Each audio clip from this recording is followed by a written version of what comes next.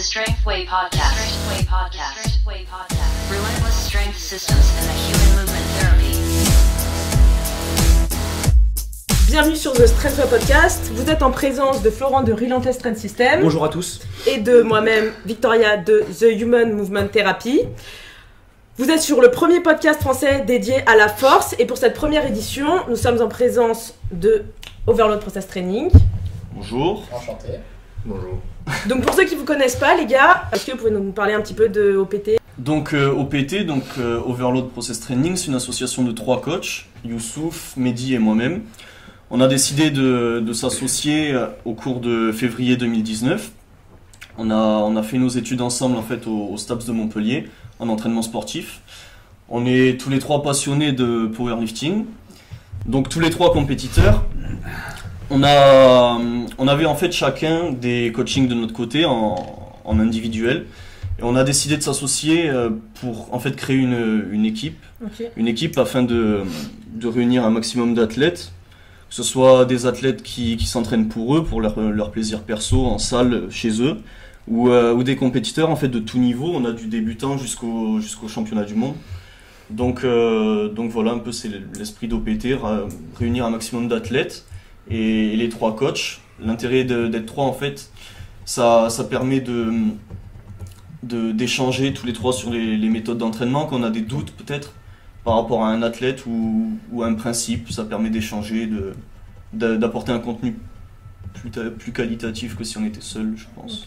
Okay. Et l'idée, elle est venue d'un de vous en particulier, ou c'est vraiment un truc qui est né de vous tous? Vous aviez tous un truc en tête de monter et finalement vous avez tout réuni ou Bon, alors c'est un peu né à partir d'une blague.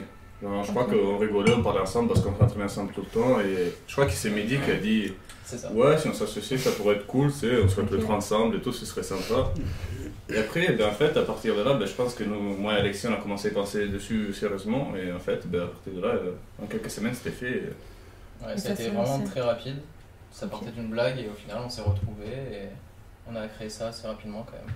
Et ça a vite bien pris quand même, parce que moi j'étais à la fac avec vous et du coup c'est vrai qu'entre le moment où vous l'avez lancé et à peine quelques mois après, il y avait déjà pas mal d'athlètes, on entendait vachement parler quand même de vous à la fac et tout, donc ça a été assez rapide le début ou... L'avantage qu'on a eu, c'est qu'on avait déjà tous des athlètes, on partait pas de rien, Okay. donc on avait déjà une grosse base, surtout que du coup en s'associant, on avait déjà pas mal d'athlètes. Mais voilà, l'effet de s'associer, ça fait un peu effet boule de neige parce que quand on est tout seul, on se rend pas compte, mais si tu réunis 3 coachs ensemble, ça fait beaucoup d'athlètes d'un coup, même si à soi, si tu prends singulièrement, c'était pas forcément énorme.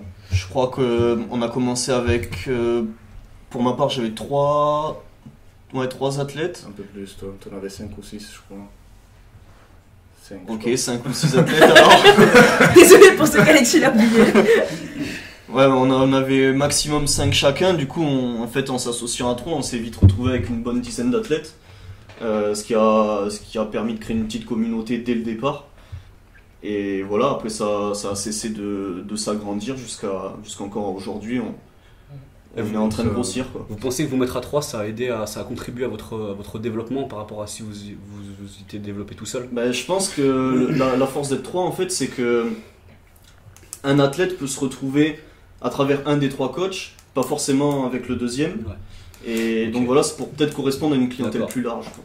Puis même au niveau des coachs individuels, maintenant sur Instagram, il y a des centaines de coachs, alors qu'au niveau d'une association, plusieurs coachs, on sort un petit peu du lot. Oui, grâce à ça.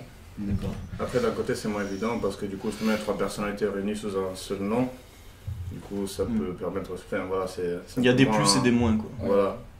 Des avantages comme des avantages. Et est-ce que vous pouvez vous présenter individuellement pour ceux qui vous connaissent pas? Je veux dire, depuis combien de temps vous faites de la force et comment vous vous êtes mis à la force en fait? Bon, j'ai commencé du coup. J'ai commencé la force STAPS, donc L2.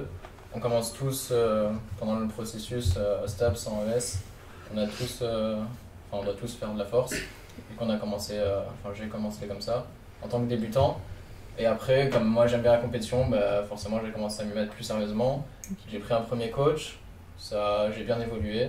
Après j'ai pris un deuxième coach et là c'est parti du coup, pour la compétition. Donc, ça fait du coup 2 ans, mais après donc, ça fait 6 ans que je fais de la musculation à côté. D'accord. Donc j'ai déjà un bon background. Tu faisais quoi comme sport avant? Taekwondo. J'ai commencé à 5 ans jusqu'à 18 ans. J'ai arrêté parce que je me suis blessé du coup. Ok. T'es monté à un niveau compétitif? Taekwondo, ouais, j'avais un niveau Europe monde. Ok. Du coup, j'ai toujours été dans le haut niveau depuis que je suis petit. Donc la compétition, D'accord. etc., ça me connaît un petit peu. Donc, Tu connaissais bien le milieu. Et ouais, voilà. du coup, ton premier coach en force, c'était, enfin, il est connu ou... Pas vraiment connu, non, c'était un américain déjà. D'accord, ok. Mais pas du tout connu, c'était une méthode de Westside Barbell. Ok. D'accord, ok. Moi, j'avais pas trop de trucs farfelus, mais. C'est quoi son nom? Si tu t'en souviens. Non, mais c'est Deadlift God sur Instagram. D'accord, ok. C'est un 59 qui a un inter à plus de 250, je crois. Ok. Et tu peux nous parler de ton deuxième coach aussi? Et du coup, le deuxième coach c'était Brandon Tietz. D'accord. Sur donc, Aesthetic Strength sur Instagram. Ok. Et du coup, c'est avec là où j'ai commencé avec lui pour trouver des nouvelles méthodes, m'intéresser à de nouvelles méthodes de travail tout simplement, dont le DUP du coup. Et c'est là où j'ai continué là-dedans, quoi. D'accord, ok. T'es encore avec aujourd'hui? Non, j'ai arrêté un mois avant les championnats du monde au Japon. Ok. Ça s'est pas très bien passé au niveau relationnel. Ok. Après, niveau coaching, c'était très bien, mais niveau relationnel, moi, ça m'allait pas du tout. Du coup, j'ai arrêté avec lui un mois avant le championnat du monde. Ok. Et qu'est-ce qui t'avait poussé à faire la transition du premier au deuxième coach? C'était juste l'envie de tester un truc nouveau ou il y avait aussi des choses qui allaient pas au niveau Ouais, non, technique, c'est juste tester une nouvelle méthode, Ok. voir autre chose. Donc, ça avait absolument rien à voir entre le premier et le deuxième coach du coup. Ok. Le premier c'est plus Westside Barbell, le deuxième DUP. D'accord. Du coup, ça a vraiment C'est rien à voir. Quoi. très très différent. C'est Ça ça. a apporté des même, perspectives nouvelles aussi pour toi en tant que coach. coaching, Ouais. voilà, c'est ça, avoir de nouvelles méthodes et approfondir un petit peu certaines méthodes du coup. Ok. Alexis ou Youssouf Allez, j'y vais. Moi, du coup, contrairement à Mehdi, j'ai pas du tout de passé sportif, ni de haut niveau, ni rien de spécial.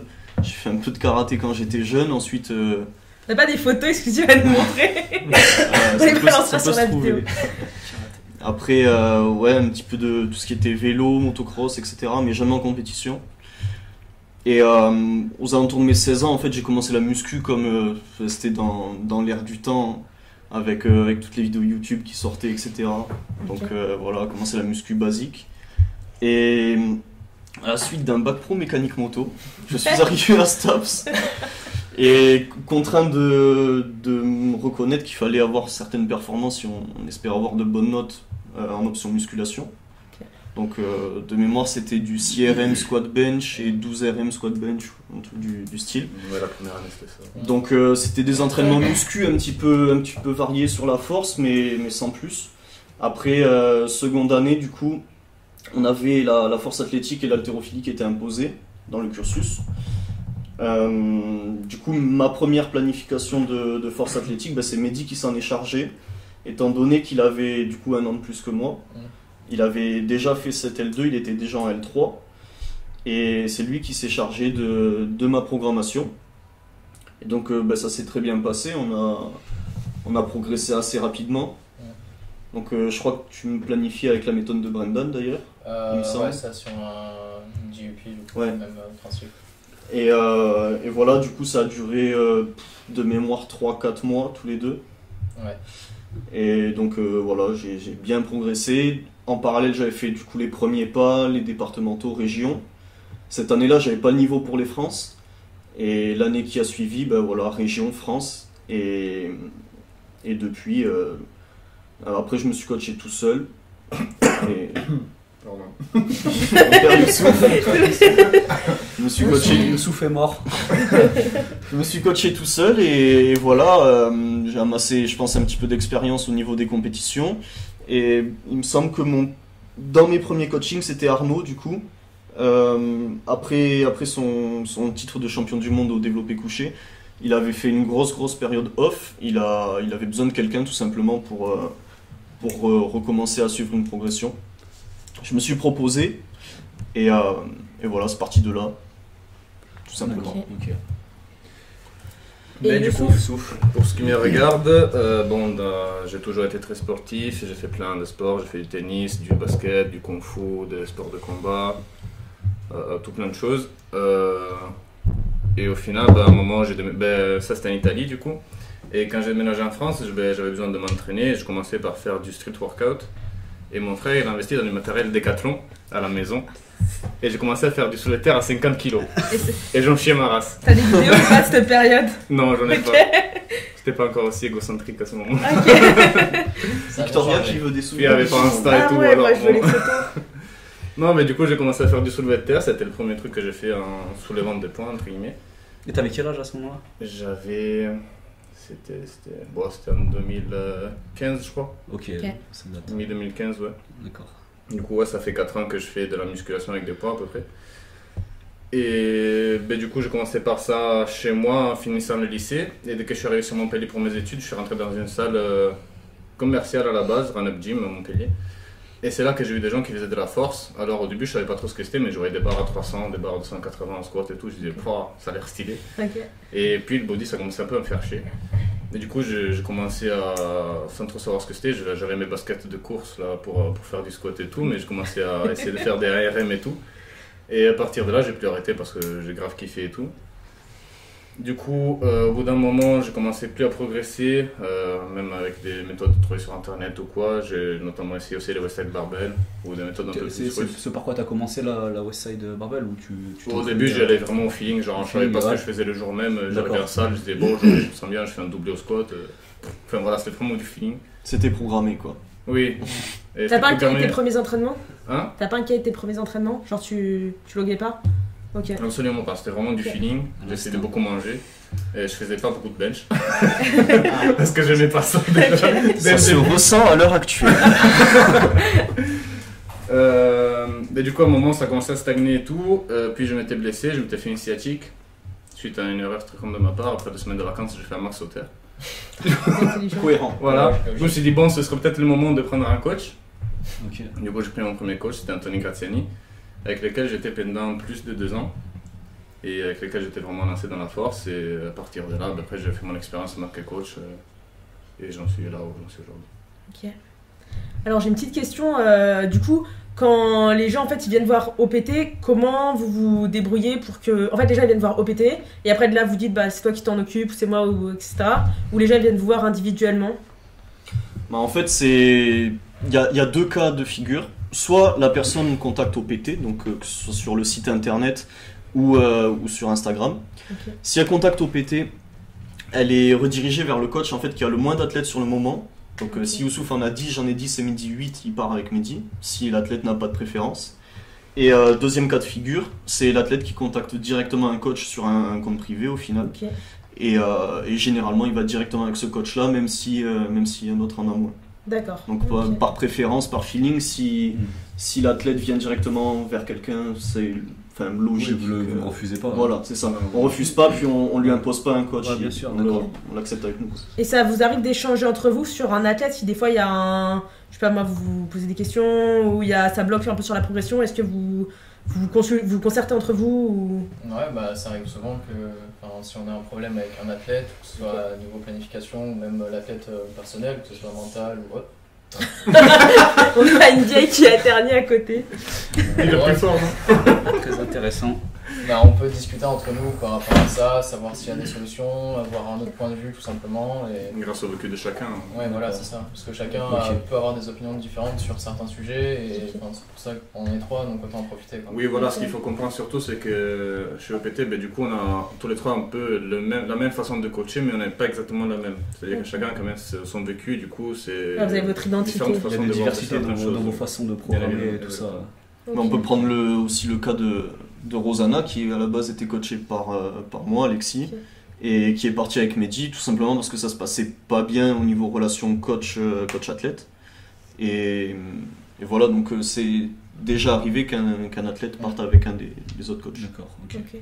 Alors je sais que c'est pas le thème du jour, mais du coup j'ai cette question qui me vient.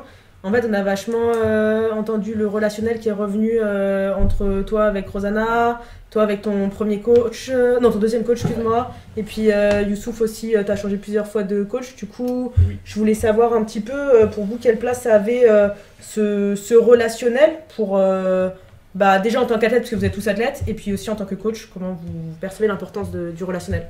Bah, personnellement, je trouve ça super important parce qu'avoir un programme, c'est bien. Mais des programmes, on peut en trouver partout sur internet gratuitement ou autre. Mais ce qui fait que ça peut changer vraiment quelque chose au niveau, on appelle ça, progression, c'est vraiment la relation avec le coach. Parce que si vous avez un programme et le coach répond pas à vos attentes ou tout simplement vous répond pas, Enfin, vous pouvez pas progresser, vous pouvez pas lui donner vos retours, il peut pas modifier, personnaliser au mieux. Donc je trouve ça vraiment super important, quoi. C'est pour ça d'ailleurs que j'ai arrêté avec mon dernier coach, parce que programmation était super bien, mais niveau relationnel ça marchait pas du tout, donc il y avait aucun intérêt. Ok, ouais, c'était plus viable. C'est ça. Ben, quand tu perds confiance en ton coach, tu perds confiance à la planif, tu perds confiance en tout ce que tu peux faire. C'est ça. Oui, c'est hyper important d'avoir une relation de confiance avec ses athlètes. Ben, le mental, c'est plus important dans ces sports, enfin, tout le monde le sait. Tu peux avoir plein de types de planification super intéressantes. C'est pas une meilleure que l'autre, mais la relation avec ton coach, ça, peu importe la planification. Oui, le mental, Tu ça l'effet, quoi. Tu hiérarchiserais le relationnel Au-dessus de la planification. Ok, d'accord. Ça marche. Il faut avoir une programmation totalement aboutie, avec d'un côté un coach qui écoute pas son athlète et qui au final n'a aucune relation avec, quoi, suit uniquement la programmation. Oui, et puis quand c'est le cas, tu peux pas non plus, tu peux pas individualiser. Voilà, c'est ça. Il n'y a aucune individualisation au final, s'il n'y a pas de discussion avec. Est supposée être. Voilà. Et de l'autre côté, on a une programmation qui est idem, avec un coach qui est à l'écoute et un coach qui écoute ses athlètes pour la modifier en fonction du ressenti et plein d'autres paramètres, quoi. Ok. Et aujourd'hui, genre, ça vous est arrivé des fois d'avoir des athlètes qui doutaient, par exemple, parce qu'ils étaient dans une phase un peu compliquée de la planif? Et si oui, du coup, comment vous gérez avec la personne quand ça se passe comme ça? Parce que je suppose que c'est un truc qui est fréquent pour tout le monde, c'est normal. Tous les jours. Okay. Tous les jours, ça arrive, hein, des athlètes qui doutent, que ce soit en période de compétition ou à cause de facteurs qui sont totalement externes à la force athlétique au final. Mais des athlètes qui doutent, oui, il y en a tout le temps. Et là, c'est là le dilemme où il faut adopter la bonne stratégie de relation avec l'athlète au final. C'est ça, parce que pendant un cycle, par exemple, si l'athlète, niveau externe, il mange mal, il dort mal, il est complètement déshydraté, forcément ses performances elles vont baisser. Ou même s'il est dans un bloc où il va accumuler énormément de fatigue, ses performances, pareil, ils vont pas être au top comparé à un moment où il va piquer. Donc forcément, c'est là où il va beaucoup douter. Donc il faut essayer de le rassurer, lui dire que c'est normal, que ça va revenir, etc. Enfin, c'est vraiment très compliqué, quoi. C'est une partie importante du coaching. Ouais. Okay. C'est une place à part entière, hein. Tu as la capacité à programmer et la capacité à écouter. C'est vraiment deux paramètres primordiaux. Du travail de coach. Quoi. Oui, ça totalement. Un peu je pense qu'au final, c'est le problème de plein de gens. Des fois, avec avec les anciens et tout, de ne pas avoir ce dialogue-là, des fois où des personnes sont un peu fermées. Il n'y a pas que la planif, quoi. Je veux dire, c'est pas du tout. Mais après, souvent, ce qui reste de l'ancienne école, c'est une fois que tu as fait ta planif sur 4, 5, 6 semaines, je sais pas quoi, tu ne bouges pas de là. Enfin, tu fais ça, peu importe si tu te sens bien ou mal, tu fais ça. Quoi. Ouais, tu dois appliquer. Si l'athlète passe une période difficile, tu peux bien lever quelques séries de chaque mouvement par semaine, si besoin, pour qu'il récupère. Enfin, je sais pas, il y a plein de raisons possibles. Moi, pour ma part, sur un mois par exemple, si je débute toutes mes planifs sur le même jour et que tout dure 4 semaines, malgré qu'elles soient établies sur 4 semaines, tous les week-ends ou même en pleine semaine, je modifie tout le temps. Tout le temps. Il n'y a jamais une planif qui reste idem pour 4 semaines et inchangée. Il y a toujours des modifications. Bien adapté en fonction du c'est très rare quand je touche rien pendant 4 semaines. Et c'est pas trop difficile de discerner le moment où c'est une fatigue qui est normale, tu vois, tu vas te dire à la personne non, je maintiens la planif, fais-moi confiance, et le moment où tu te dis merde, là faut que je fasse une modification, ou tu vois. Il faut faire la part des choses entre la fatigue induite au final par le sport, par la force, et une fatigue induite par des paramètres externes comme on en a parlé tout à l'heure. Mais là, c'est là où intervient la relation. Si tu connais ton athlète, tu sais que tu vas pouvoir le pousser et tu sais d'où vient ce stress. S'il est externe ou s'il est interne à la planification. C'est ça où la communication est super importante. S'il n'y a aucune communication entre l'athlète et le coach, on ne peut pas savoir si la fatigue vient d'un événement externe ou alors que c'est juste tout simplement la planif qui n'est pas adaptée. Oui, il faut connaître ses athlètes. Quoi. C'est ça, ouais.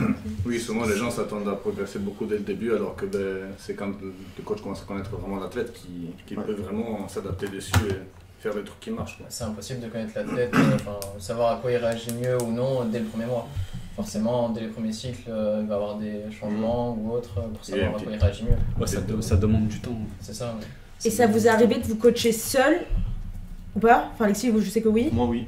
Pareil. Je suis seul là, actuellement, du coup. Ok, parce que du coup, auquel cas, je voulais savoir quand t'es. Enfin, du coup, toi, t'arrives à gérer ton athlète, à savoir s'il y a un facteur externe qui induit la fatigue, mais quand c'est toi-même qui te coach, comment tu gères ça ou comment tu le vis? Est-ce que des fois, c'est un peu difficile vis-à-vis de toi-même en fait? Vas-y. Ben, quand tu es tout seul, le seul problème c'est de rester objectif en premier temps. Et une fois que tu as établi ta planif, de ne pas te laisser emporter par tes sensations en te disant ouais, je me sens pas bien ce jour-là, en fait je vais modifier ce que j'ai fait le jour avant pour me sentir bien ce jour-là.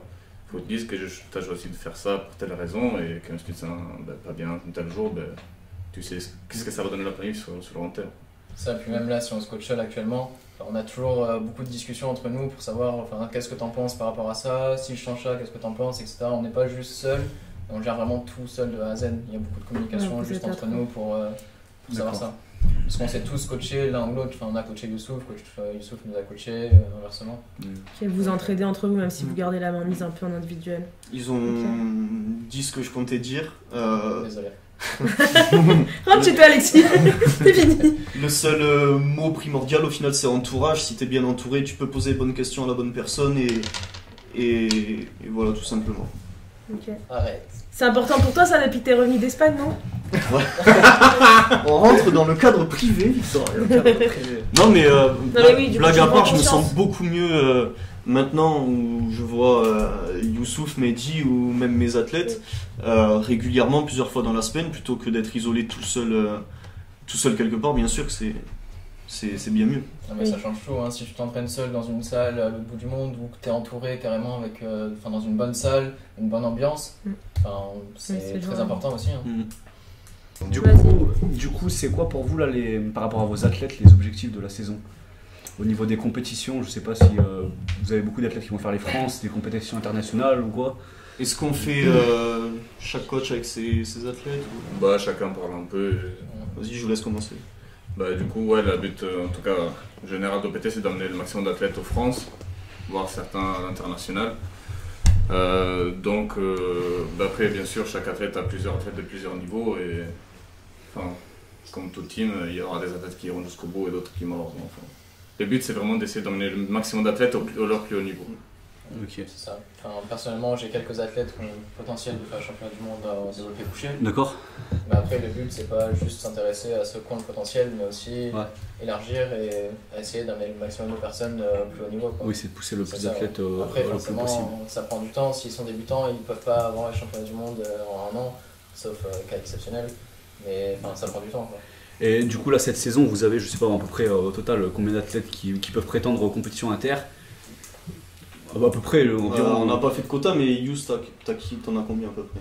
Alors, il y a sur les internationales, nationales et internationales. Ouais, sur les inter, c'est déjà internationaux. Savoir combien d'athlètes en inter, je sais pas. Moi, j'ai Mathieu.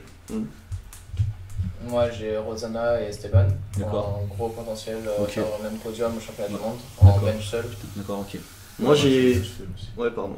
Moi, j'ai Inès en FA, FA junior.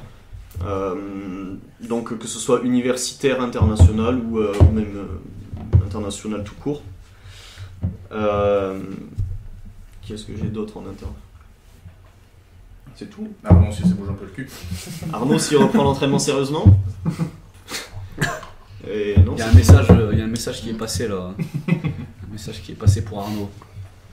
Après, si on prend en compte les universitaires, il y a aussi Léo qui va essayer de se qualifier là pour les Europes en février, il me semble. Universitaire, d'accord. Les minima sont pas non plus très bas. C'est 675, je crois, en 93 junior. Mais ça devient costaud quand même. Donc ça commence à être pas mal. Donc c'est pas des minima non plus hyper accessibles. Ouais, voilà, c'est ça. D'accord, ok, il faut s'entraîner quoi. C'est ça. Il faut faire dans le muscu. Léo, entraîne-toi. Moi, je voulais revenir aussi sur un point. On parle beaucoup de force athlétique, inter, etc. Là où je me régale en ce moment, c'est que j'ai de plus en plus de monde en fait qui ne vient pas de la force athlétique. Donc là-dessus, je peux mentionner Alexis Murat et Robin, qui eux sont des haltéros. Je les programme en force en fait pour potentier leur haltéro. Je programme pas du tout sur tout ce qui est arraché pour les jeter. Mais par contre, tout ce qui est squat, soulevé de terre, tirage, etc., ils sont programmés par nous.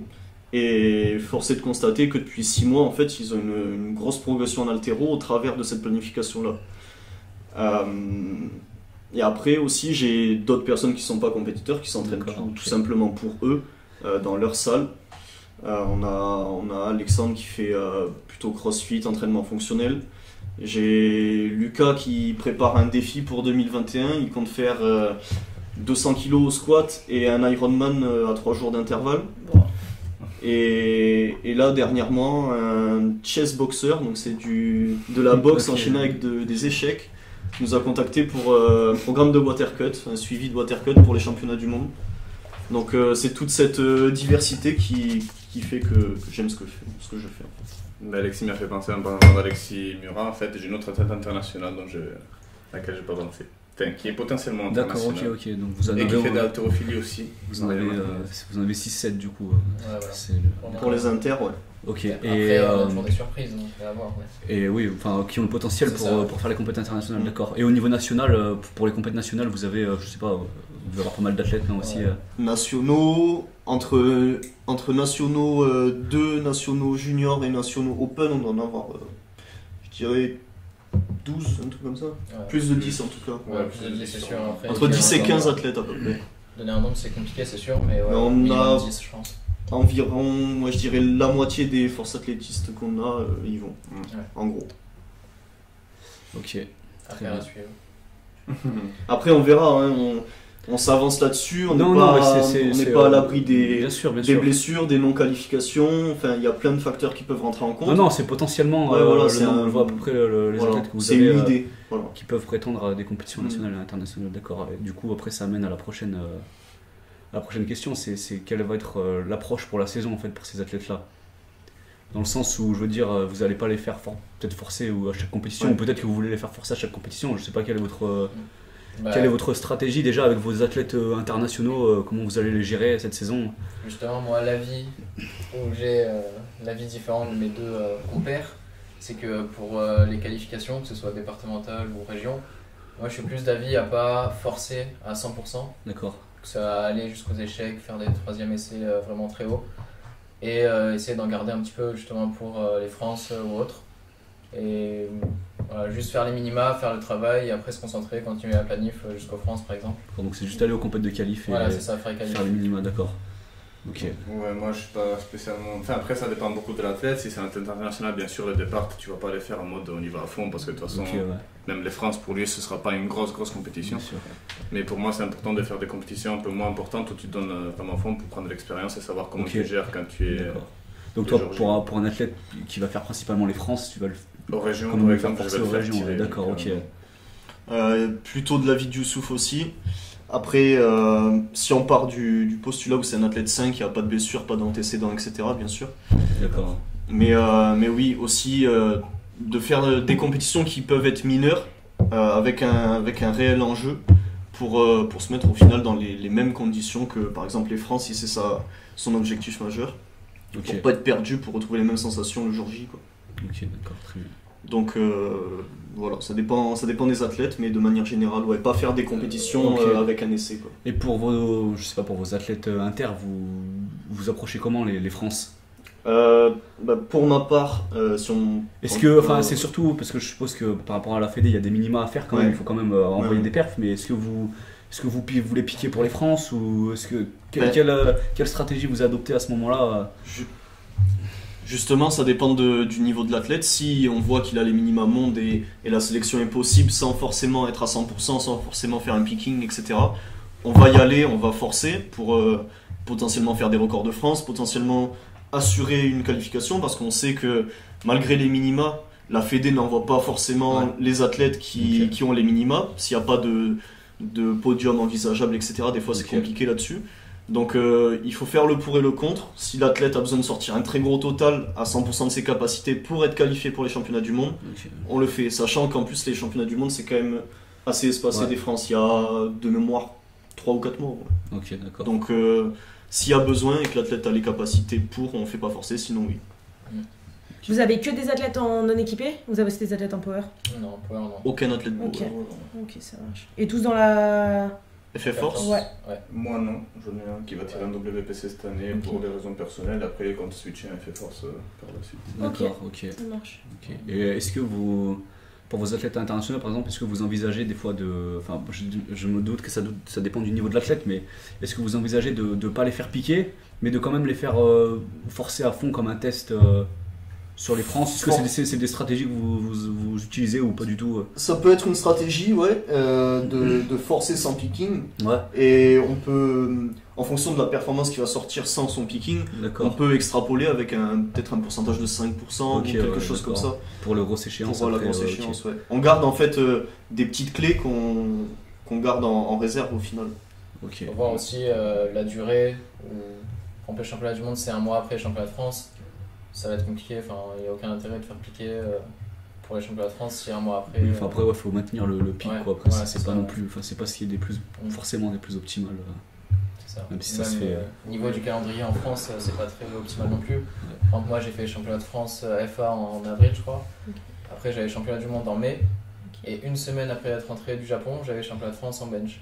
D'accord, ok. Donc, c'était impossible de faire un picking, enfin pas vraiment d'intérêt là-dessus. T'as piqué pour quelle compétition à cette période-là? Seulement les championnats du monde. D'accord, et les compétitions d'avant, du coup, tu les approchés France, j'ai un petit picking, mais rien de. D'accord, ok. Enfin, vu que ça s'est très mal passé, il y a un peu eu de picking là-dessus. D'accord, ok. Les gens vont pas comprendre si on rigole comme ça, sans expliquer ce qui vient de se passer. Non, c'est parce que je fais ça avec mon stylo et je me fais frapper par Victoria. Pour nos auditeurs, si ça vous intéresse. Je suis maltraité. Et j'ai une petite question, vos stratégies d'approche, elles ont, depuis que OPT est né, entre guillemets, ça a évolué ou vous êtes resté plus ou moins constant Ce qui est cool, c'est que du coup, au sein d'OPT, on a même testé de nouveaux trucs, genre entre nous. Okay. Par exemple, j'essaie de planifier Alexis sur du pourcentage, et que du pourcentage, et sur du gros volume, un peu en mode TSG. C'est très dur. En plus, à côté de ça, il avait son boulot et tout, du coup, ça a un peu fracassé, on a dû arrêter. Ah, le 7x8 au barreau de pause. Pas pédé. Ouais. Force est de constater que ça marche sur certains, parce qu'il y a comme Axel. Ouais, il y a Axel qui est planifié très bien. Et qui réagit pas mal, ouais. Mais du coup, voilà, on a pu voir sur Alexis, par exemple, que ça, sur un deload, du coup, quand même, ça montait pas mal. Mais que du coup, voilà, il y avait du bon à prendre là-dedans aussi. C'était très compliqué à tenir, mais les effets étaient là. Donc vous utilisez des techniques, vous pouvez tout amener à utiliser des techniques différentes selon vos athlètes. Vous n'êtes pas enfermé dans un seul truc. Pas du tout. Là, justement, on a commencé à tester Emerging Strategy. On a tous un cobaye sur lequel on travaille. Moi, par exemple, je me suis moi-même cobayé. Tu t'es cobayé. Exactement. Très bien. Et du coup, c'est la deuxième semaine, donc j'ai pas assez de recul. D'accord. Mais pour celui que je coach, là, c'est la 6ème et je vois que ça commence à pas mal marcher. Donc après, à voir sur le long terme. Ça rejoint un peu ce que j'avais dit tout à l'heure. Toutes les planifs peuvent marcher si elles sont bien adaptées, donc il y a du bon à prendre de partout. Oui, forcément. Je veux dire, après, c'est aussi au sérieux de l'athlète et. Tu peux ça, avoir la meilleure planif du monde si l'athlète fait de la merde. Ça, c'est un point très important. Il n'y a rien qui se passe derrière. Il faut surtout pas rester enfermé sur un protocole et ne pas s'ouvrir à ce qui se fait autre part, quoi. Oui, il n'y a rien de magique de toute façon. Tout marche. De toute façon, les facteurs sont toujours les mêmes. Il faut juste les réguler. C'est bien d'avoir une ligne directrice, mais comme dit Mehdi, il ne faut pas se renfermer. Il n'y a pas de bon à prendre à rester enfermé dans une stratégie et une seule façon de penser. Tu peux prendre du bon dans toutes les méthodes, puis ça peut toujours s'appliquer à un cas particulier selon le contexte, toujours évidemment. Et puis tu n'es pas à l'abri de mixer deux méthodes différentes non plus. Tu peux avoir ta ligne directrice et trouver un truc qui te plaît dans une méthode et la passer dans la tienne, et voilà. Oui, ça peut. Tout se fait. Tout se fait. T'as des questions? Non, je réfléchissais. Okay. Du coup, on va passer à. Ça nous amène au sujet principal du podcast, les stratégies de périodisation. On coupe. Ouais, vas-y. Vous aviez marqué le palmarès et pas palmarès, nos objectifs perso, on a parlé des athlètes. Ah oui, c'est ça, j'allais demander en plus, du coup. Parce que si vous voulez le faire dans l'ordre. Ouais. Ok. Parce qu'on va parler de vos projets après pour l'année 2020, donc d'accord, à la fin. Donc si vous voulez non, parce que tu l'avais marqué des objectifs d'OPT, vos objectifs perso à ce moment-là, on fait ça à ce moment-là. Ok. Bon, on comprend. Du coup, on en vient au cœur du podcast, là, les stratégies de périodisation. Du coup, vous, concrètement, comment vous périodisez la plupart du temps, quoi? Comment vous êtes amené à périodiser? J'aime bien quand les deux me regardent. À ton tour. Tous les regards se portent sur Youssouf. Youssouf, le maître de la périodisation. Ce sera ton nouveau nom Instagram. Non, on va éviter. Bon, ben déjà, ça dépend bien sûr de chaque athlète parce que chacun réagit à un volume, une intensité différente, mais généralement très basique. Loin de compétition, la spécificité est moins haute, le volume il est beaucoup plus haut, on essaie de construire une capacité de travail conséquente pour supporter après la saison et ces volumes de travail. Du coup voilà, c'est très basique. Plus on s'approche de la compétition, plus la spécificité elle augmente, plus l'intensité elle augmente. Ça n'empêche pas de garder des singles en hors saison. D'accord, ok. Parce qu'il y a des athlètes qui réagissent très bien en gardant de l'intensité dans leur planif tout de même.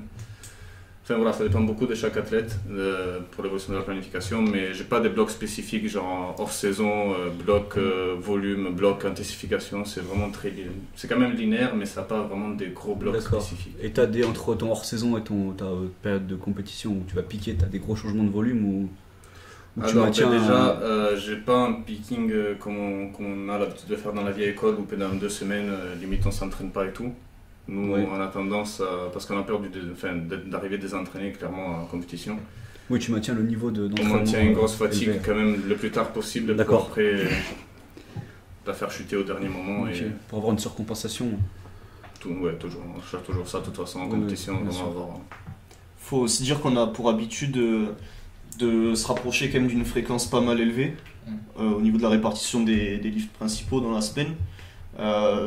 C'est déjà arrivé qu'on planifie 4 squats, 4 ou 5 bench et 3 terres dans la même semaine. Ouais. Ça peut faire peur à certaines personnes, surtout par rapport aux vieilles méthodes, où on a déjà vu des terres, un terre toutes les 2 semaines ou un terre tous les 10 jours. On n'est pas du tout sur cette dynamique-là. Mais ça peut t'arriver de programmer ça sur certains athlètes dans un contexte particulier. C'est pas impossible, ça m'est jamais arrivé. Mais tu t'es pas fermé là-dessus. Moi, ça m'est arrivé de faire inter-semaine sur un athlète qui avait fait ça toute sa vie et que du coup, il fallait l'amener tout doucement sur 2 semaines parce que sinon, il s'est blessé très vite. Voilà, il faut vraiment prendre en compte le passé de l'athlète aussi. Quand on récupère quelqu'un qu'on a du coup jamais coaché, on lui demande de nous envoyer quand même au moins le bloc précédent ou plusieurs blocs s'il a la possibilité de le faire. Aucune novice en tout cas, sa méthode s'entraîner jusqu'à maintenant. Ouais. Voilà, pour en fait s'imprégner de la méthode qu'il a suivie et pas faire un trop gros choc en instaurant une fréquence élevée ou un volume élevé s'il n'avait pas l'habitude de le faire. Ok. Donc ouais, de manière générale, pour résumer, c'est fréquence élevée, volume assez conséquent et pas forcément de picking, en tout cas. On réduit pas de 50% l'intensité ni le stress index de chaque mouvement. Et du coup, dans cette dynamique-là, si vous avez un athlète, par exemple, qui arrive et qui fait 1 terre par semaine, vous allez forcément essayer de l'amener à 2 terres par semaine ou vous allez forcément dans cette dynamique-là où vous pouvez le maintenir à 1 terre par semaine. Par exemple, je sais pas, c'est un exemple comme ça. Personnellement, si je peux prendre l'exemple du coup, vu que je l'ai vécu, ce que j'ai fait, c'est avec cet athlète-là, toujours le même, c'était Axel. J'ai commencé à charger un volume le jour principal en solitaire pour qu'il cumule le plus de volume possible sur un jour. D'accord. Que j'ai ensuite splitté sur 2 jours. Du coup, c'était 2 jours très light en terre, en termes de volume, pour qu'il s'habitue à la fréquence petit à petit. Et après, ça va très bien marcher. D'accord. Et je trouve qu'il y a quand même plus d'effets pour pouvoir travailler plus souvent le même mouvement avec des variantes. Ok, pour améliorer la technique, ou ça s'inscrivait dans une logique d'une stratégie de progression, quoi. Oui, clairement. Okay, d'accord, oui. ok. Moi, j'aurais tendance à maintenir la fréquence de 1 terre par semaine pendant un certain moment, de mettre ma stratégie squat et bench comme j'ai l'habitude de faire, et de maintenir ce terre-là, le faire progresser avec ma méthode, mais toujours en gardant son terre. Ensuite, essayer de le passer, si c'est possible, à 2 terres par semaine, également faire une progression et jauger la différence entre les deux. Et ça vous arrive des fois, même au contraire, de réduire la fréquence de mouvement sur un athlète, si vous voyez que ça répond mal ou quoi. Ouais, c'est déjà arrivé de mettre 3 squats par exemple et d'en passer à 2 ou voire 1 même, ça peut être bénéfique. Là personnellement, par exemple sur Esteban, que j'ai commencé à coacher il y a 1 mois, sur le premier cycle on a vu qu'il y avait pas mal de douleurs au niveau des hanches à cause de son squat et de son sumo. Le sumo il est passé au tradi du coup, et j'ai enlevé une séance de squat, c'était du volume du 3x8 basique, et là déjà première semaine il se sent super bien, plus aucune douleur, en tradi il se sent bien. Donc c'est que bénéfique. Oui, voilà, ce qu'on s'est dit en fait, c'est que trop c'est pas forcément bon, mais qu'il faut quand même faire le plus possible, quoi. Enfin, faut trouver le juste milieu. Des fois, enlever un squat qui a un fort volume avec une forte comment on dit, Qui stresse range en beaucoup français, l'athlète, une forte range rep du 3x8, du 3x10, ça peut être bénéfique pour un athlète qui l'a jamais eu et dont on met ça en place pour la récupération par exemple, mais ça peut être négatif pour un athlète qui a par exemple une fréquence de 3 squats, qui a un 3x8 là-dedans. Si on l'enlève, il peut aussi mieux récupérer, donc c'est des tests à faire. Toujours plus, c'est pas forcément toujours mieux. Voilà, faut que ça soit qualitatif et c'est toujours individuel de toute façon et selon. C'est difficile de tirer des conclusions et de parler bien sûr. pour un cas général en fait. C'est toujours selon le contexte et l'athlète en particulier. Ok. Donc maintenant du coup on va aborder un peu les questions qu'on a eues parce qu'on avait proposé aux gens de poser des questions pour le podcast. Du coup la première question c'est quelle place, pourcentage, donner au Priab dans une prépa en fonction des périodes et des individus? Alors, bon du coup, par Priab du coup on entend tout ce qui est prévention de blessures bien sûr. Mouvement de prep aussi. Oui voilà, tout ce qui est fait pour performer et pas se blesser. Je sais pas ce qui se passe autour de moi, mais les gens font des trucs bizarres. Vous avez senti le même truc. On aurait dit que vous étiez enregistré. Parce que tu avais dit pareil tout à l'heure, en fait, on a dit exactement la même chose. Faut savoir que le micro a coupé. Voilà. Et du coup, on répète. On reprend. Voilà. Okay. Du coup, on a tous les trois, on met tous les trois en place dans nos planifs une phase, un échauffement spécifique à chaque athlète. Du moins, au début il n'est pas très spécifique, mais à fur et à mesure qu'on apprend à connaître l'athlète, il est de plus en plus adapté. Et du coup, cet échauffement, il a fait de mouvements qui servent à préactiver des muscles ou des synergies musculaires ou juste de la mobilité pour certains qui ont trop de raideur ou de difficultés à atteindre des positions dans certains mouvements.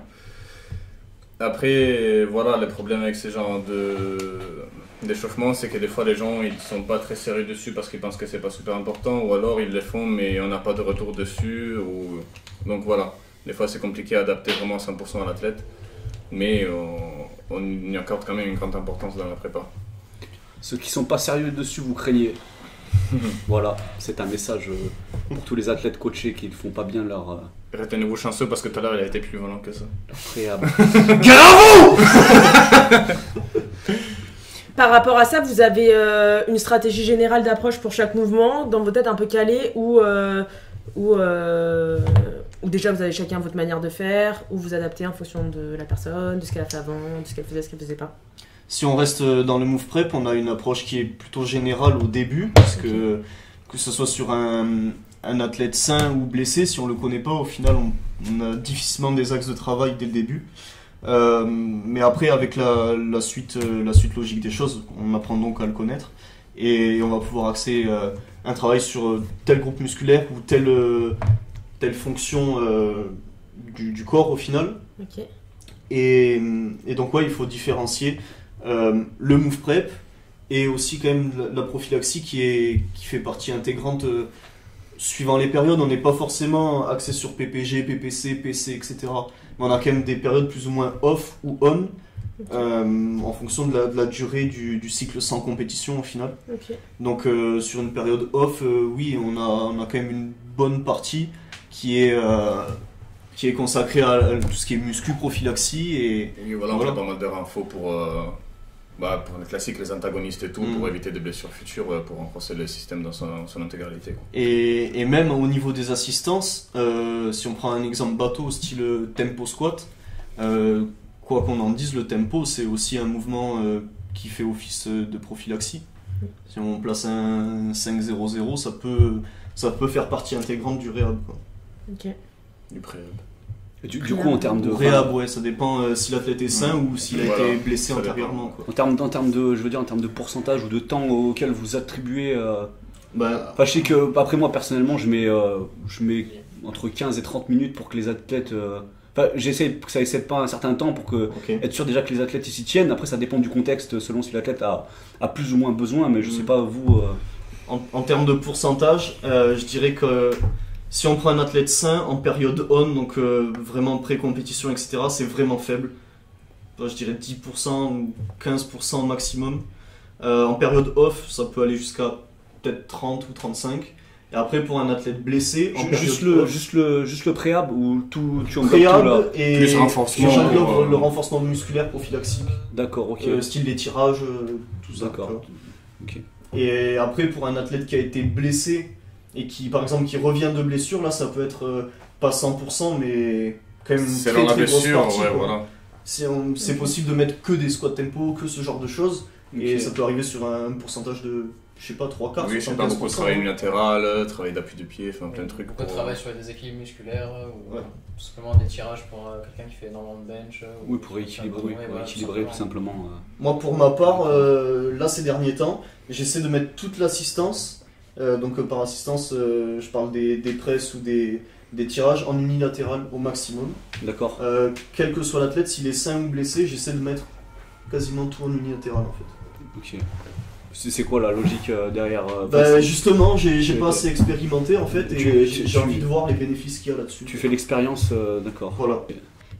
Ouais, après, du coup, les pourcentages, c'est compliqué parce que faut voir ce que l'échauffement représente, ce que le renfort représente. Oui, ouais, du coup, ça dépend vraiment en fait du contexte et de la période et de l'athlète, quoi. Il n'y a pas de.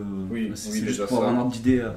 Oui. C'est pour avoir un ordre d'idée, quoi. Faut bien distinguer le préhab ou réhab, donc quelques exercices qui soient en fait, Bien sûr. et comme tu as dit Flo, l'hypertrophie, c'est aussi deux choses différentes. Oui, parce que là, si on parle enfin, on a aussi abordé le thème du renfort, moi je dissocie tu vas parler de préhab et de prophylaxie, moi je dissocie l'hypertrophie de ça, parce que ça va en dehors de ça, c'est un autre type de renfort, tu vois. C'est juste faire plus de muscles pour avoir plus de possibilités de recrutement nerveux derrière. Après, c'est comme tu as dit, tu individualises vachement en fonction de l'athlète. Si jamais il a déjà eu des blessures, s'il a des douleurs actuellement, s'il en a pas, je suppose qu'en fonction, tu vas pas lui. Il y en a pour qui peut-être juste l'assistance en hypertro, elle va suffire, et pour d'autres à qui il va falloir avoir un truc un peu plus. Bah, après, t'as des assistances t'as entre guillemets en hypertrophie qui font aussi office de. des préhab. Pas de préhab, mais qui vont s'inscrire dans le renforcement aussi. Quand tu fais du dos pour équilibrer avec les mouvements de poussée ou quoi, ça s'inscrit aussi, enfin c'est à double effet quoi. C'est à double effet, t'as des mouvements qui font, comme tu mentionnais le facepull, voilà, t'as des mouvements qui font pour les deux. Oui, après, il n'y a pas une limite pure entre. En soi, le préhab, c'est quand même du renforcement, tu vois. Il n'y a pas une limite où on dit ça c'est du renfort et ça c'est du préhab. Après, c'est soi, pas forcément que du renfort après. Oui, après, Non, ouais, bien sûr, moi je oui. fais une différence parce que c'est quand même, sur le fond, l'objectif est quand même différent. Il y en a, t'as un objectif de préparation et de santé, pour rester en bonne santé et pour performer, quoi. Et l'autre, c'est clairement juste pour faire du muscle, quoi. Moi, c'est là la différence que j'ai avec toi, c'est que mes assistances de bodybuilding, au final d'hypertrophie, ça s'inscrit aussi dans le préhab-réhab. Moi, perso, Ouais. je suis aussi du style à mettre beaucoup de renforts lourds. Je suis pas du genre à mettre que du latéral ou quoi. Enfin, j'aime bien que sur la renfort on pousse aussi un peu loin les choses. Mais ça m'est arrivé, genre des athlètes que je mets des exemples en fin de séance juste pour pas les cramer avant, mais qui sont des trucs pour rattraper une déficit qu'ils ont. Et du coup, j'ai inscrit dans les reps, genre du travail d'adducteur. Si tu fais avoir un squat, ça risque de le fatiguer. Du coup, de Oui, selon le volume. Du coup, je le mets en fin de séance. Et du coup, pour toi, Vic, ce serait intéressant d'avoir ton avis. Quel est ton avis sur la question qui a été posée quelle place donner à la préhab dans une prépa en fonction des individus? Je pense que, comme tout le monde l'a dit, c'est vachement important d'individualiser en fonction de la personne qu'on a en face de soi.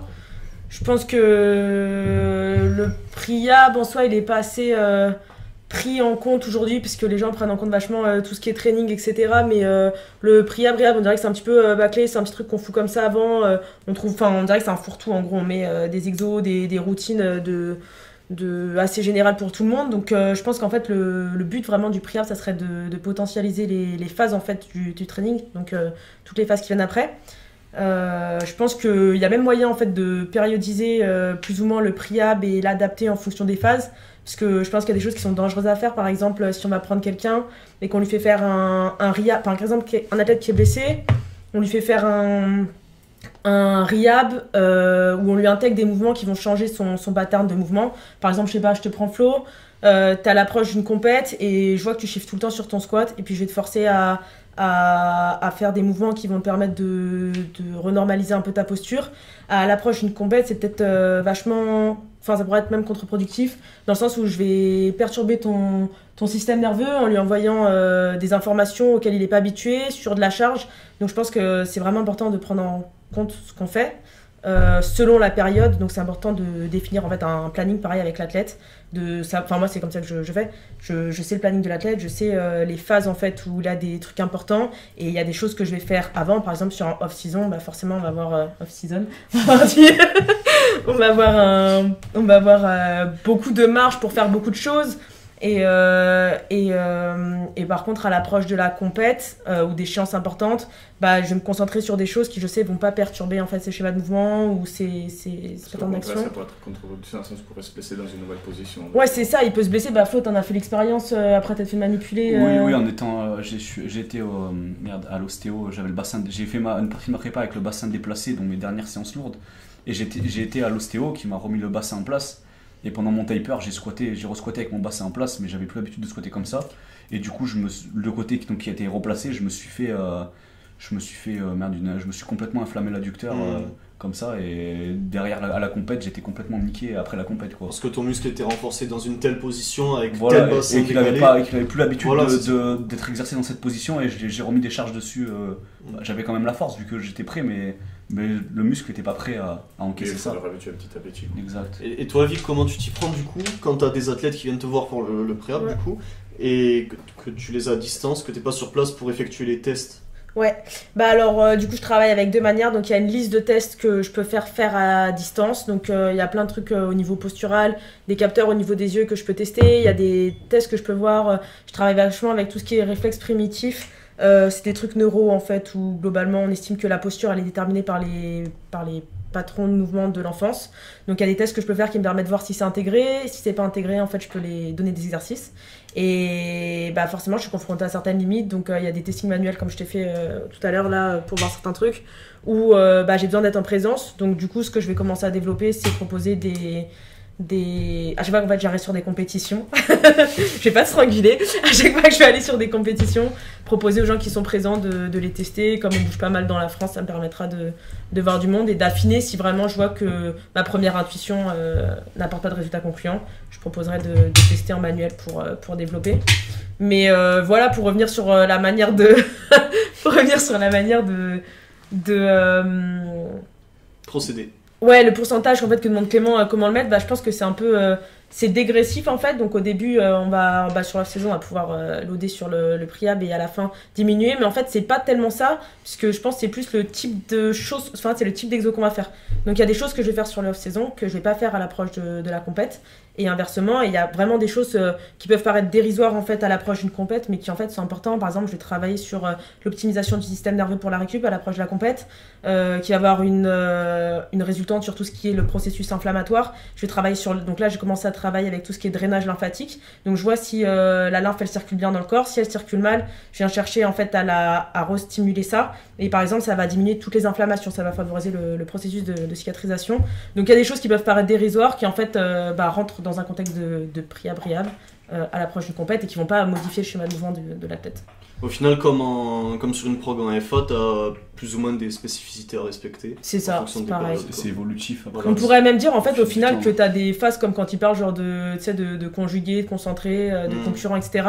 Bah, je vais pouvoir travailler peut-être, je sais pas moi, la coordination, l'équilibre, et après le contrôle moteur, et je vais faire venir avant la mobilité. Donc en fait, il y a un truc à savoir, c'est que le système nerveux, il peut intégrer plusieurs choses en même temps, tu vois. T'as pas besoin de faire juste une qualité et dire si je bosse en même temps tel autre truc, ça va s'opposer et ça va, comme tu pourrais dire, je fais de la force et du cardio, tu vois. Ouais. Genre là il y a pas ça, ton système nerveux il est super intelligent, il est capable d'intégrer plein de trucs en même temps, donc je peux venir te stimuler sur plein de choses et il est capable de les intégrer sans que ça s'oppose en fait. Ok. Voilà. Et par curiosité, quand tu as des athlètes entre guillemets sains mais qui ont des petits problèmes au niveau postural, au niveau moteur, ouais. Est-ce que tu leur demandes d'avoir que des séances spécifiques à ça, ou tu fais dans l'échauffement ou dans les séances qu'ils ont déjà... Bah là ce que je commence à faire, c'est que je fais des plans de mouvement en fait qui s'intègrent avec leur échauffement pour leur séance. Et si l'athlète il est vraiment pété, donc j'ai le cas cet été, j'avais un athlète qui est venu me voir au début en me disant bah moi je suis déjà coaché par quelqu'un pour tout ce qui est FA, il m'a dit je veux juste un plan de mouvement, j'ai tel problème. Bon, c'était vraiment un cas ultra compliqué, le mec il est vraiment bien amoché quoi. Donc on a commencé à bosser et en fait son corps il a complètement lâché même pas une semaine après qu'on ait commencé. Donc ces douleurs, il m'a dit bah j'arrête la FA, je peux plus bencher quoi, j'ai trop mal. Du coup il m'a dit est-ce que tu peux me suivre complètement sur le training. Donc là à partir de là j'ai dit ok. Je dis si avec ton coach toi t'es clair, moi je prends en charge vraiment un processus que de rehab. Mais sinon je travaille en coordination, lui m'envoie son truc et puis moi je lui cale. Et à partir de là, j'adapte. Mais ça vient pas remplacer par contre son training. Et s'il y a des échauffements spécifiques que son coach il veut lui laisser, moi j'ai pas de problème. Je viens juste lui rajouter des trucs que je pense sont importants pour lui quoi. Ok. Voilà.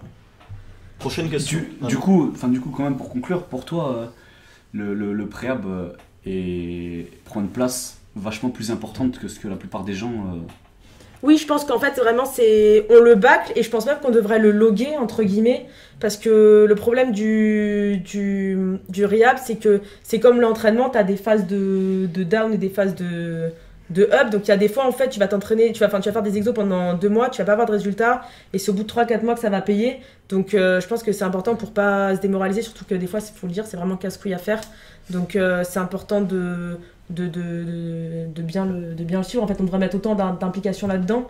Et comme tu disais, Youssouf, je pense que c'est important de garder une intensité, en fait. Genre, souvent, les gens ils voient le préhab comme un truc vraiment merdant avec des exos à la con où tu fais rien. Et il y a moyen de... Et je pense que c'est même important de continuer à stresser le corps, en fait. Bon, voilà. Je pense que c'est vraiment ce qui manque, je pense, ce côté-là. Ah oui. Préhab, puis c'est un truc beaucoup plus complexe que juste mettre quelques élastiques exos en prep et faire du unilatéral. Ouais, plus... Il y a plein de choses à faire en fait et on n'est pas fragile quoi. Enfin, le corps il peut supporter des trucs même quand t'es blessé.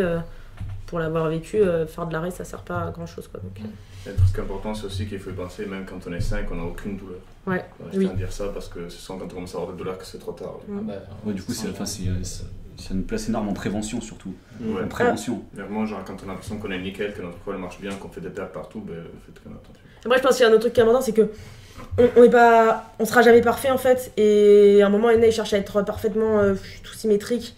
À un moment on n'atteindra jamais la perfection. Le corps il a des petits, on n'est pas symétrique, enfin des trucs qui seront jamais symétriques.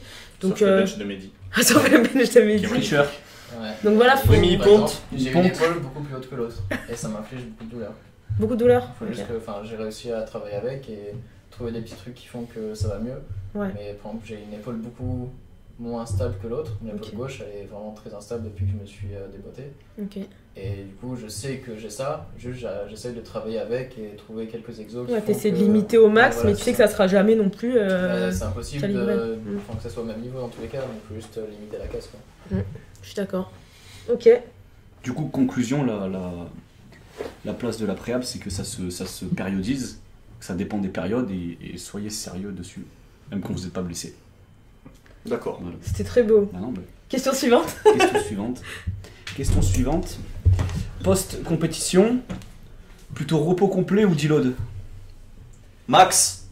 Que des max. Que des max. En vrai, ça en a rigolé, j'en profite. Mais c'est vrai qu'après la compétition, si on n'a rien de prévu pendant longtemps, c'est intéressant d'essayer sur 1 ou 2 semaines de se tester un peu parce qu'on est quand même dans une période où on est très fort. Ça, on le voit pas mal sur certains athlètes. Ouais. Une dizaine de jours après, des athlètes qui retentent inter, ratés pour technique, etc. Pour soit se rassurer, soit donner une base de progression pour la suite. Au moins, tu te cales vraiment sur en fait, il y a eu une surcompensation et normalement, tu es apte à faire ça. Personnellement, je peux être amené à tester, si j'envisage de faire passer l'athlète, par exemple, du sumo au tradi. Ouais. Comme en période de pic, je peux être amené à tester cette personne un peu après la compétition, le temps de récup un peu, sur une variation justement pour voir ce que ça donne par rapport à son mouvement de compétition et envisager un peu du niveau de force exact. En fait, ça revient à faire un pivot et sur les planifications comme on a l'habitude de faire chez OPT ou même Flow, au final, un jour principal, ça revient à faire une compétition chaque lundi par exemple. Oui, exactement. De manière grossière. Donc l'athlète est censé récupérer et être capable de faire ça. Après ça dépend énormément de l'athlète. Enfin la question dépend énormément du contexte. Ouais. Parce que ça dépend de ce que tu fous pendant la saison derrière. Oui, bien sûr. Si t'as pas de grosses compétitions longtemps après, tu peux. Si t'as fait une très grosse saison, t'as pas de compétition longtemps après, tu peux envisager un repos complet malgré que tu vas te désentraîner, tu vas avoir le temps de retrouver ton niveau d'entraînement. Oui, mais pour le mental, des fois, ça fait du bien. Oui, exactement. Ouais, Selon moi, après une grosse compétition en général, je fais un déload mental, je dirais. Ouais. Pendant une semaine, je vais à l'entraînement, je fais ce que je veux. Ouais, bien sûr. Voilà, je me prends pas la tête, et je me repose, même niveau nutrition. J'abuse pas non plus, mais je me relâche quoi, parce que c'est très compliqué de tenir. Oui, t'as besoin. Enfin, après, c'est individuel aussi, mais t'en as qui ont besoin mentalement d'avoir une plus ou moins longtemps. Bah, après, si t'as une compète un mois après, tu le fais pas. Mais... Oui, bien sûr, il faut garder ton niveau d'entraînement le plus haut possible. Selon ce que tu faisais avant, quoi. Moi, ça m'est déjà arrivé. Qui est-ce que c'était? Inès, je crois. Après les mondes, il n'y avait pas d'échéance majeure qui arrivait. Longue période off. Et je lui ai imposé 2 semaines d'arrêt off complet, sans aucun entraînement. Et voilà. Et bilan? Bilan, il y a eu un petit désentraînement, pas mal de raideurs à la reprise. Mais bon, c'était dans le plan, c'était voulu et préparé, quoi. Oui, voilà, c'est ça, tant que c'est préparé. C'est pas fait à l'arrache. Bien sûr. Tant que c'est pensé, c'est important. Il a faim, Mehdi, il a faim. Dire dans le non, mange. Qui est en train d'ouvrir. Bah, en fait, ça va pas couper, donc du coup, Mehdi va se faire. Voilà. Si vous entendez des petits bruits de tacos, c'est Mehdi qui se fait la nutrition, c'est important. Mehdi a besoin de recharger après. Ça un refeed. C'était la même personne qui parlait de pas trop faire d'écart après la compétition, avec un tacos. J'ai 8 mois d'hors saison, j'en profite. T'as bien raison. Mehdi qui passera en 93 pour la saison 2019-2020. On m'en dit pour dire qu'Alexis passe en moins de 105. Voilà. Du coup, question suivante. Comment tu piques un athlète? Même grand principe adapté selon le niveau ou différentes stratégies? Fais-toi plaisir, Youssouf. Allez. Alors là, j'ai eu plusieurs expériences, que ce soit personnelles ou d'athlètes que j'ai coachés. Et j'ai remarqué que bon, plus l'athlète a un haut niveau, plus il risque d'avoir, selon sa morphologie et plein d'autres facteurs bien sûr, plus il risque d'avoir besoin de récupération pour avoir un bon état de forme. D'accord. Okay. Personnellement, je sais qu'au début, je pouvais enchaîner 7 entraînements par semaine. Ça m'est arrivé quand j'étais pas coaché et tout, et j'étais très en forme, j'étais à fond tout le temps, je pouvais faire à chaque séance ou quoi. Et quand j'ai commencé à vraiment progresser sur la fin avec mon premier coach, là je commençais à pouvoir m'entraîner que 4 jours par semaine parce que j'étais claqué au sol, j'étais vraiment mort à chaque fois. Et personnellement, en compétition, je prends la dernière semaine, je fais quasiment rien de lourd. Vraiment, je fais que du léger pour récupérer parce que sinon j'ai l'impression que je suis cramé. Et après, il y a d'autres athlètes qui peuvent arriver même 2 jours avant, sortir une grosse single ou du gros travail en volume. Par exemple, le Medio Bench, 2 jours avant sa compète, il faisait des séries relativement lourdes avec beaucoup de reps.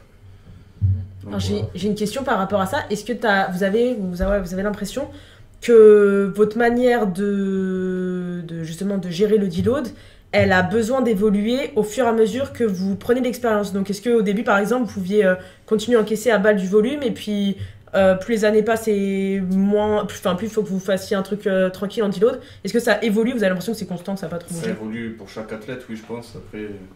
Ça évolue même de différentes manières, moi je trouve. T'as des gens qui ont besoin de moins en faire en deload, ou en taper en pré-compétition, selon les personnes, et t'as des gens qui ont besoin de plus en faire en fait au fil du temps, selon leur niveau d'entraînement ou ce qu'ils ont besoin, comment ça évolue en fait. Oui, ça dépend énormément du contexte et de la morphologie, du niveau, de la... Mais vraiment, ouais, le niveau il est quand même primordial, puisque au final, plus tu vas soulever des charges lourdes, quoi qu'on en dise, un squat à 450, ça va générer beaucoup plus de stress index qu'un squat à 100.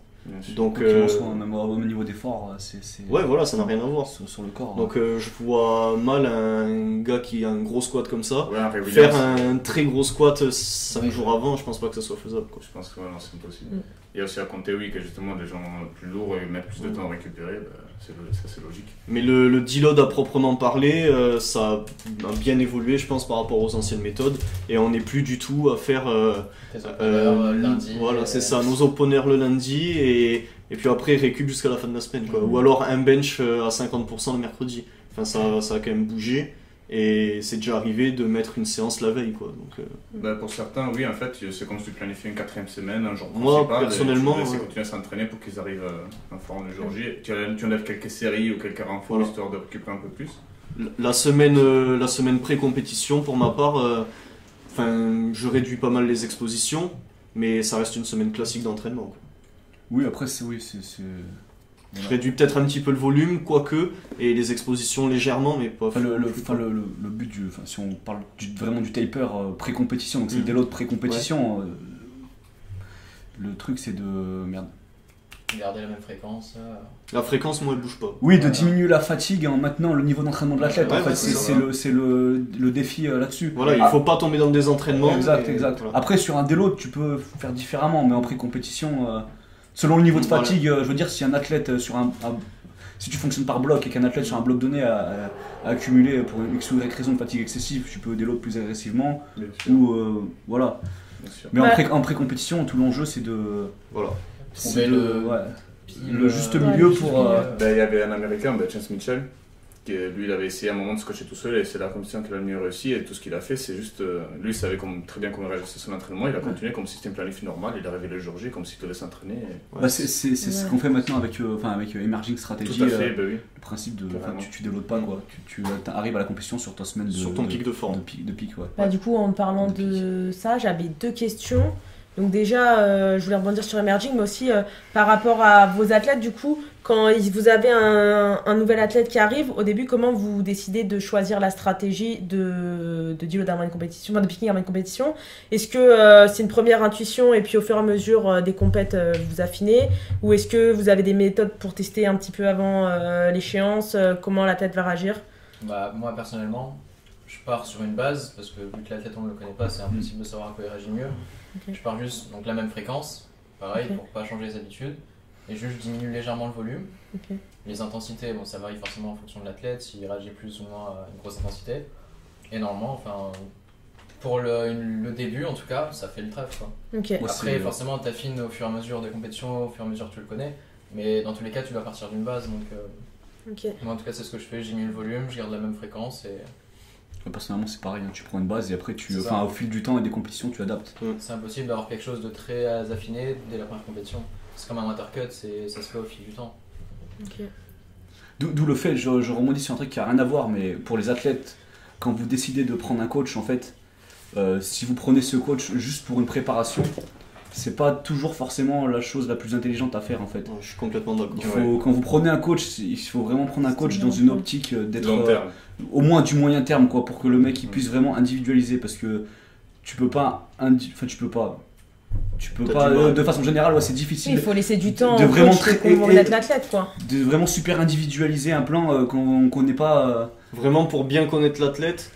C'est difficile de donner un ordre d'idée, mais je dirais minimum 6 mois, quoi. Vraiment minimum. Oui, pour bien le connaître, il faut que l'athlète fasse des prépas, des compétitions. Voilà, et encore. Ouais, t'as plein de formes. 6 mois, c'est encore juste, je trouve. J'ai des exemples sur ça, ça m'est arrivé 2 fois, des élèves de stage qui m'ont demandé de les coacher pour une compétition 5 semaines à l'avance. La compétition, c'était une catastrophe, tout simplement. Les deux, ils sont arrivés, ils étaient moins en forme que ce qu'ils avaient fait juste avant la planif. Et par la suite, après, par contre, ils ont explosé parce que j'ai appris à les connaître, on n'a plus le temps pour se préparer et tout. Mais après, ce qu'il faut se dire, c'est qu'il ne faut pas demander à un coach de le préparer moi je dis, c'est assez classique, mais minimum 3 mois de préparation pour apprendre à minimum connaître l'athlète avant la compétition. Parce que si tu arrives 6-8 semaines avant, tu n'as pas le temps de vraiment entraîner l'athlète ou le connaître, tu arrives, tu fais du pif. Ouais, tu peux faire quelque chose, mais c'est dans l'athlète, oui, mais tu bricoles. Ouais, ce sera jamais optimal, il y a toujours un truc à faire, mais il faut savoir que c'est pas du tout optimal, quoi. Non, faut du temps. Quoi qu'il en soit, ouais. Que tu analyses comment il réagit à certaines séances, à certains stimulus et tout. Puis c'est pareil, au niveau psychologique et tout, de savoir comment l'athlète il est, comment tu vas le préparer sur la compète et tout, tu sais pas comment il va réagir, il y a plein de trucs à prendre en compte, ouais. S'il y en a qui nous écoutent, qui réfléchissent à prendre un coach, si jamais vous prenez quel coach qu'il soit et que OPT Relentless et que vous avez une première expérience de compétition qui se passe pas forcément très bien, ça veut pas dire qu'il faut arrêter avec ce coach là, parce que derrière lui ça va lui permettre, s'il individualise vraiment ce qu'il fait, ça va lui permettre d'analyser ce que vous avez fait et de rebondir et de vraiment d'après de faire un truc optimisé pour vous, quoi. Et même après une période assez conséquente de suivi, si on prend l'exemple des 3 mois, même si la première compétition est ratée entre guillemets, ça veut vraiment pas dire que votre coach est mauvais, quoi. Si c'est la première expérience de compétition, il faut tester des choses et le coach a aussi le droit de se tromper. Il faut patienter. De toute façon, on le dit, la force c'est un sport de vieux, ça met longtemps et voilà. Oui, c'est que les gens ils ont pas de patience, ils sautent d'un coach à l'autre, ils font ça genre 1 mois, s'ils ont pas les résultats qu'ils espéraient, ils passent à un autre coach et il y en a ils font la toupie, enfin la tenant comme ça. Les girouettes. La girouette. La toupie, ça marche aussi. c'est bon. Pour la girouette et ouais, c'est compliqué. Faut prendre le temps d'établir une mais- relation durable, c'est tout. Mm. Voilà. Passe à l'autre question. Suivant. Qu'a-t-on? Alors. Attention. Comment prévoir le tonnage des micro-mésocycles en programmant avec les RPE? Mon ami Benoît, Ouais. Exactement, monsieur T'es bon, Desmotiers. t'es bon. le Canadien, qui est parti aujourd'hui au Canada. Ben, je commence du coup. Vas-y, je t'en prie. Vu que c'est mon ami, je parle. Ok. Pour ma part, j'ai du mal, et je le fais pas d'ailleurs, de prévoir un tonnage en fonction du RPE. Comme on l'a dit, on en a discuté légèrement avant. Si tu établis un tonnage, donc on va prendre l'exemple, j'en sais rien moi, 10 tonnes par exemple. 10 tonnes sur cette semaine-là, avec tel RPE. Et le RPE, ça porte bien son nom, c'est la forme du moment, la forme du jour. Donc si tu prévois un tel tonnage et que tu arrives le jour J avec une forme plus basse du coup, Exact. tu vas devoir donc dépasser ton RPE pour remplir ton contrat et établir le bon tonnage du coup. Et d'accord, C'est ça, du coup. Donc Enfin, c'est pas. c'est pas en corrélation en Ouais, fait voilà, avec c'est le ça. principe du RPE. Le tonnage, ok, si tu fais des pourcentages, pourquoi pas. Je pense qu'on est d'accord qu'on préfère viser un niveau de stress en fait Voilà, c'est ça, ouais. plutôt qu'un tonnage. Ouais, vas-y. Parce que tu vas t'adapter au niveau de stress Mm. plus qu'au tonnage au final. Ouais, ouais. Tu vas calculer en fait ton stress index au préalable, le stress induit par ton entraînement au RPE, ça c'est totalement possible. Mais par contre, calculer ton tonnage, c'est compliqué. Ou alors, si tu y tiens, tu peux faire une fourchette, je pense, de tonnage, c'est faisable. Entre, j'en sais rien, si on reprend l'exemple des 10 tonnes, entre 8 et 10 tonnes, tu atteins 8 tonnes, t'es pas sur un bon jour, t'atteins 10 tonnes, Mais t'es sur ouais, un bon après, jour, après tu le vois. fait est que en soi ton corps comprend pas la charge Ouais, que tu lui voilà. imposes, il comprend le niveau de stress C'est ça. auquel il est soumis, mais voilà, Mm. du coup. Donc, Après, ouais. Après, on a discuté, mais ça peut être intéressant de Pourquoi calculer pas. le tonnage que tu as sur tes blocs pour faire des corrélations ou je ne sais quoi, ça peut être Moi, intéressant. ça m'est mais- arrivé à un moment, mais notamment on avait fait un post sur OPT dessus, Ouais. où j'avais calculé les tonnages sur je sais Nicolas. pas combien de semaines de Nicolas. Ouais. Et il y avait une forte corrélation entre l'augmentation de tonnage et l'augmentation de force générale. Ouais. De toute façon. Ouais, pour les analyses, c'est bien, mais l'utiliser, prévoir quelque chose de précis, Non, c'est ouais, voilà. pas en corrélation avec. Après, bon, il y a RPE. des méthodes à la TSG, ils font que ça. Ouais, mais ils sont pas au RPE. Certes, ils sont pas au RPE, oui. Mais Le tonnage a posteriori, ok, mais avec En RPE, préalable, pas- c'est compliqué. Bon, après, Oui, ça non. dépend comment c'est utilisé, mais pour ma part, je le fais pas. moi non plus, je préfère me fier au niveau de stress Voilà. général. Stress induit par l'entraînement. Exact. Je suis d'accord. Je pense qu'on a tout. Oui, non, je suis d'accord. Du coup, maintenant, encore une question. Comment interpréter pertinemment la réponse d'un athlète à un bloc d'entraînement? Eh ben, c'est son axe l'augmenter, c'est bon, sinon il faut revoir les Exact, choses. tout simplement. Prochaine question. Si l'athlète a progressé, la réponse est bonne. S'il a stagné, ben. Je pense qu'on fonctionne à peu près tous pareil. Une fois qu'on établit un bloc, dès le début, on met en place une stratégie avec quand même des objectifs. C'est quand même la base de la programmation. Bien évidemment. Si tu atteins ton objectif, ben, tu remplis ta part du contrat. Après, je vois pas trop comment il a tourné la Personnellement, question. j'ai toujours une fourchette hein, parce que je sais Ouais, pas forcément, exactement. oui. Enfin, tu peux pas toujours anticiper exactement comment l'athlète va réagir. Donc, T'as une idée en tête. Voilà, j'ai une fourchette et Ouais. je me réfère à ça. Du coup, Ouais, Carrément. Un Après- objectif plus ou moins précis, et si tu arrives à l'atteindre ou à t'en rapprocher, normalement c'est que les progrès sont là et voilà, Ce qui c'est est concluant quoi. Oui, voilà. Ce qui est compliqué plutôt, c'est de déterminer qu'est-ce qui a vraiment aidé cette Ouais. progression en régression. Mais après, déterminer si Ouais. un bloc il a bien marché ou pas, c'est assez simple. Je suis d'accord. Isoler les facteurs qui ont fait que la progression était là, c'est là tout l'enjeu C'est d'un ça. coach au final. Et alors, du coup, ce que je me demande, c'est quand vous faites un bloc et que il y a une progression, à partir de quel moment vous vous dites je continue sur la même lignée ou alors je change un peu ma stratégie. Est-ce que des fois vous changez même s'il y a une progression parce que c'est pas exactement comme vous voulez, vous voyez que la progression elle continue mais elle diminue un petit peu en intensité en gros? Alors, pour ma part, si je prends l'exemple d'un squat par exemple, avec une variation, si j'ai trop exploité cette variation, même s'il y a toujours une progression, mais que, comme tu as dit, elle diminue, donc la progression est plus faible avec cette même variation, je vais quand même changer de variation, au moins tu mets un nouveau stress, ouais, nouveau stimulus. et voilà, un nouveau stimulus, et la progression continue plutôt que de continuer sur cette même variation. et arrive à un échec au final ou une régression. J'avais fait un test du coup dessus parce que je m'étais posé un peu la même question. J'avais fait un bloc de 3 cycles, du coup 12 semaines sur un athlète. Et l'athlète il avait explosé, surtout ses lifts, il avait progressé de fou. Je me suis dit, bon, je vais remettre plus ou moins la même chose avec plus ou moins les back-off en même pourcentage. Les variantes, j'ai un peu changé pour certaines choses que j'avais vues. Et au bout de 3 semaines, en fait, le mec il était mort, il faisait des perfs pas de merde, mais il avait limite régressé et tout. Enfin, c'est pas parce qu'un truc a marché une fois que ça marche. T'as besoin après d'un autre. En fait, quand t'as exploité un truc, t'as besoin d'un autre stimulus. Exactement. Enfin, je l'ai expérimenté, c'est que une fois j'ai implémenté du 3CT bench dans mon entraînement sans trop modifier le volume ou tout le reste, les autres facteurs. Et j'ai eu une certaine progression sur mon bench. Et j'ai voulu refaire la même chose le cycle suivant et du coup il s'est rien passé en fait. J'ai pas progressé parce que j'avais exploité le truc à fond et j'avais besoin d'un nouveau stimulus. Quand tu satures, faut changer. Ouais, tu régresses pas forcément, mais au moins tu stagnes. Ouais, tu stagnes, voilà. Par exemple. D'où l'importance de vraiment avoir un coach ou de prendre un coach qui réfléchit à ce qu'il fait et qui file pas le même bordel à tout le monde.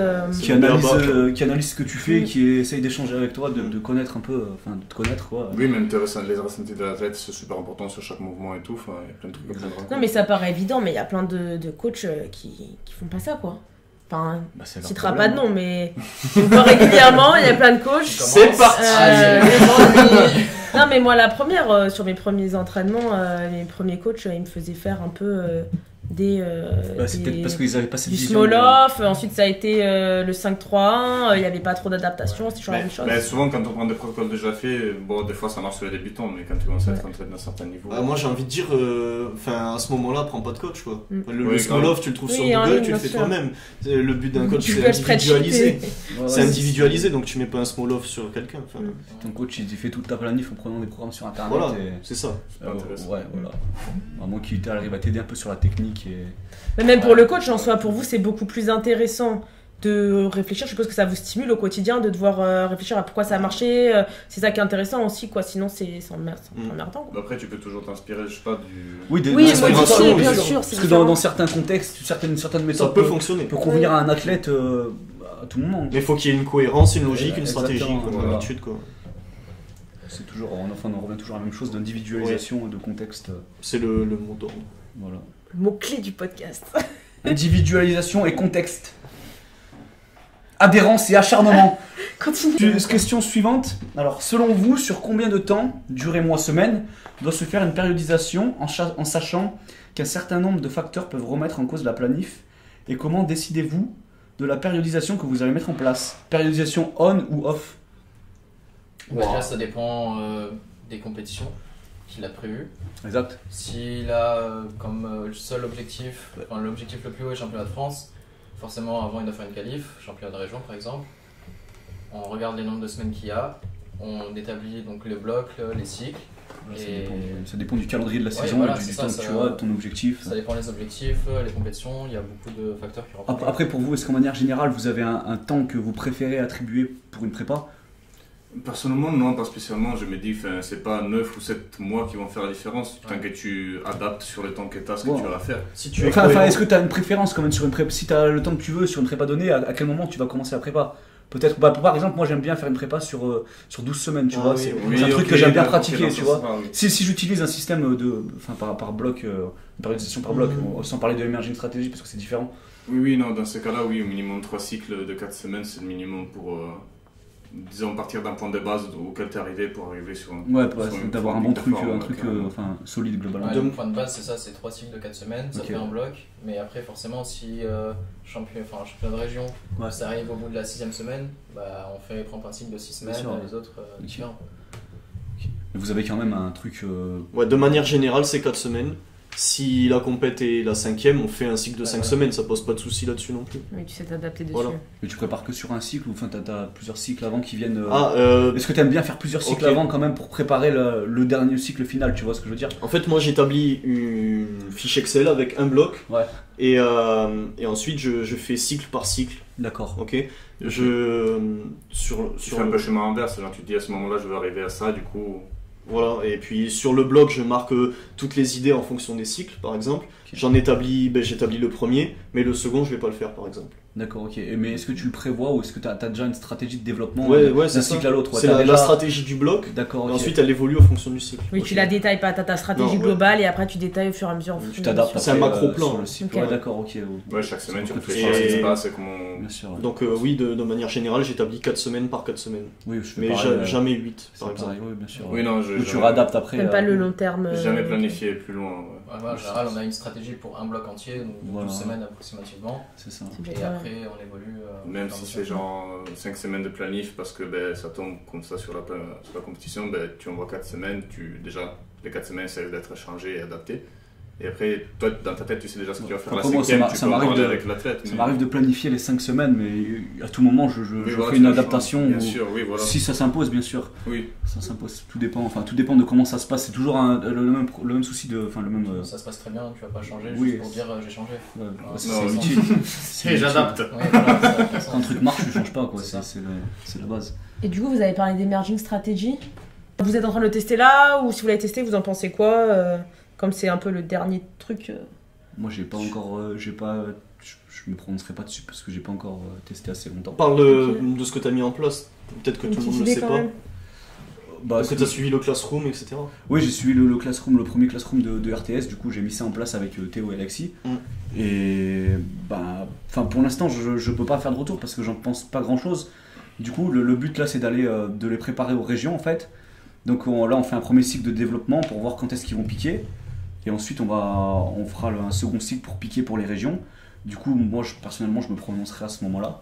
De ce que j'expérimente pour l'instant, je pense pas forcément que ce soit supérieur au planif classique que je fais. Je dis pas que c'est moins bien ou que c'est mieux pour le moment, parce que j'ai pas assez expérimenté la chose, donc j'ai pas assez de recul sur le truc. Donc je sais qu'il y a des gens pour qui ça marche très bien, mais je vois aussi des athlètes au niveau qui suivent des périodisations plus ordinaires et qui performent très bien, donc voilà, j'ai pas de... Faut juste voir sur le long terme. Quoi. Ouais, Forcément, ouais, Sur un ou deux mois, c'est ouais. pas assez C'est suffisant. Je veux pas trop m'avancer, mais même à terme, je pense pas que je reviendrai à dire que c'est mieux ou c'est pas mieux. Ça dépend de la personne, du contexte. Chaque type de programmation a ses défauts, ses Exact. qualités. Et ouais, pareil, moi pour ma part, du coup j'ai un athlète qui s'appelle Mathias et qui suit ça depuis 6 semaines. Avec Mathias, force est de constater qu'il y a beaucoup de progrès, mais qui me dit qu'avec une planification comme j'ai l'habitude de faire, il n'aurait pas eu les mêmes. Oui, voilà. C'est là tout l'enjeu. Là, Tu le ressens comment en tant qu'athlète Je pense que vous êtes d'accord, mais peu importe la planification, à la base, ça reste d'avoir un mode de vie avec une certaine discipline à la hauteur des objectifs et de s'entraîner dur et... Ce qui est facile avec Emerging Strategy, c'est que tu peux plus facilement déterminer qu'est-ce qui marche et qu'est-ce qui marche pas, parce que chaque semaine tu fais toujours la même chose. Oui, Donc c'est dans vrai, certains c'est points de vrai. vue, analyser c'est un peu plus simple. on va Après, honnêtement, quand tu fais un bloc, si tu arrives à l'analyser dire. objectivement, Quand t'as l'habitude avec connaître le les facteurs un peu externes qui sont produits, tu peux analyser et savoir Carrément. si le bloc a marché ou pas, tu vois. Donc bon, Carrément, oui. voilà. Tu lui demandais toi ce qu'il ressentait en tant Ouais, qu'athlète. en tant qu'athlète, ça fait En- pas 6 semaines. Ouais, là je vais attaquer la 7ème, donc lundi. En tant qu'athlète, au début, les 3 premières semaines, j'ai augmenté partout, de manière générale. Et il y a vraiment des observations des fluctuations de forme en fonction des mouvements. C'est-à-dire que le deadlift, par exemple, il est descendu très rapidement. Le squat, il a continué de monter donc jusqu'à présent. Et le bench, il a fait une double vague, en fait. Ouais, Donc on a trois dynamiques totalement différentes entre les 3 mouvements. Là, on entame la 7ème semaine, qui sera certainement la dernière. Ouais, ce sera décisif, J'espère. sûrement. Et voilà, pour l'instant, je me prononce pas, puisque ça fait Personne- pas assez longtemps, quoi. Personnellement, après, c'est une information comme ça, mais sur Théo, j'ai eu des timings de pic complètement Oui. différents, et du coup, je vais devoir adapter ça.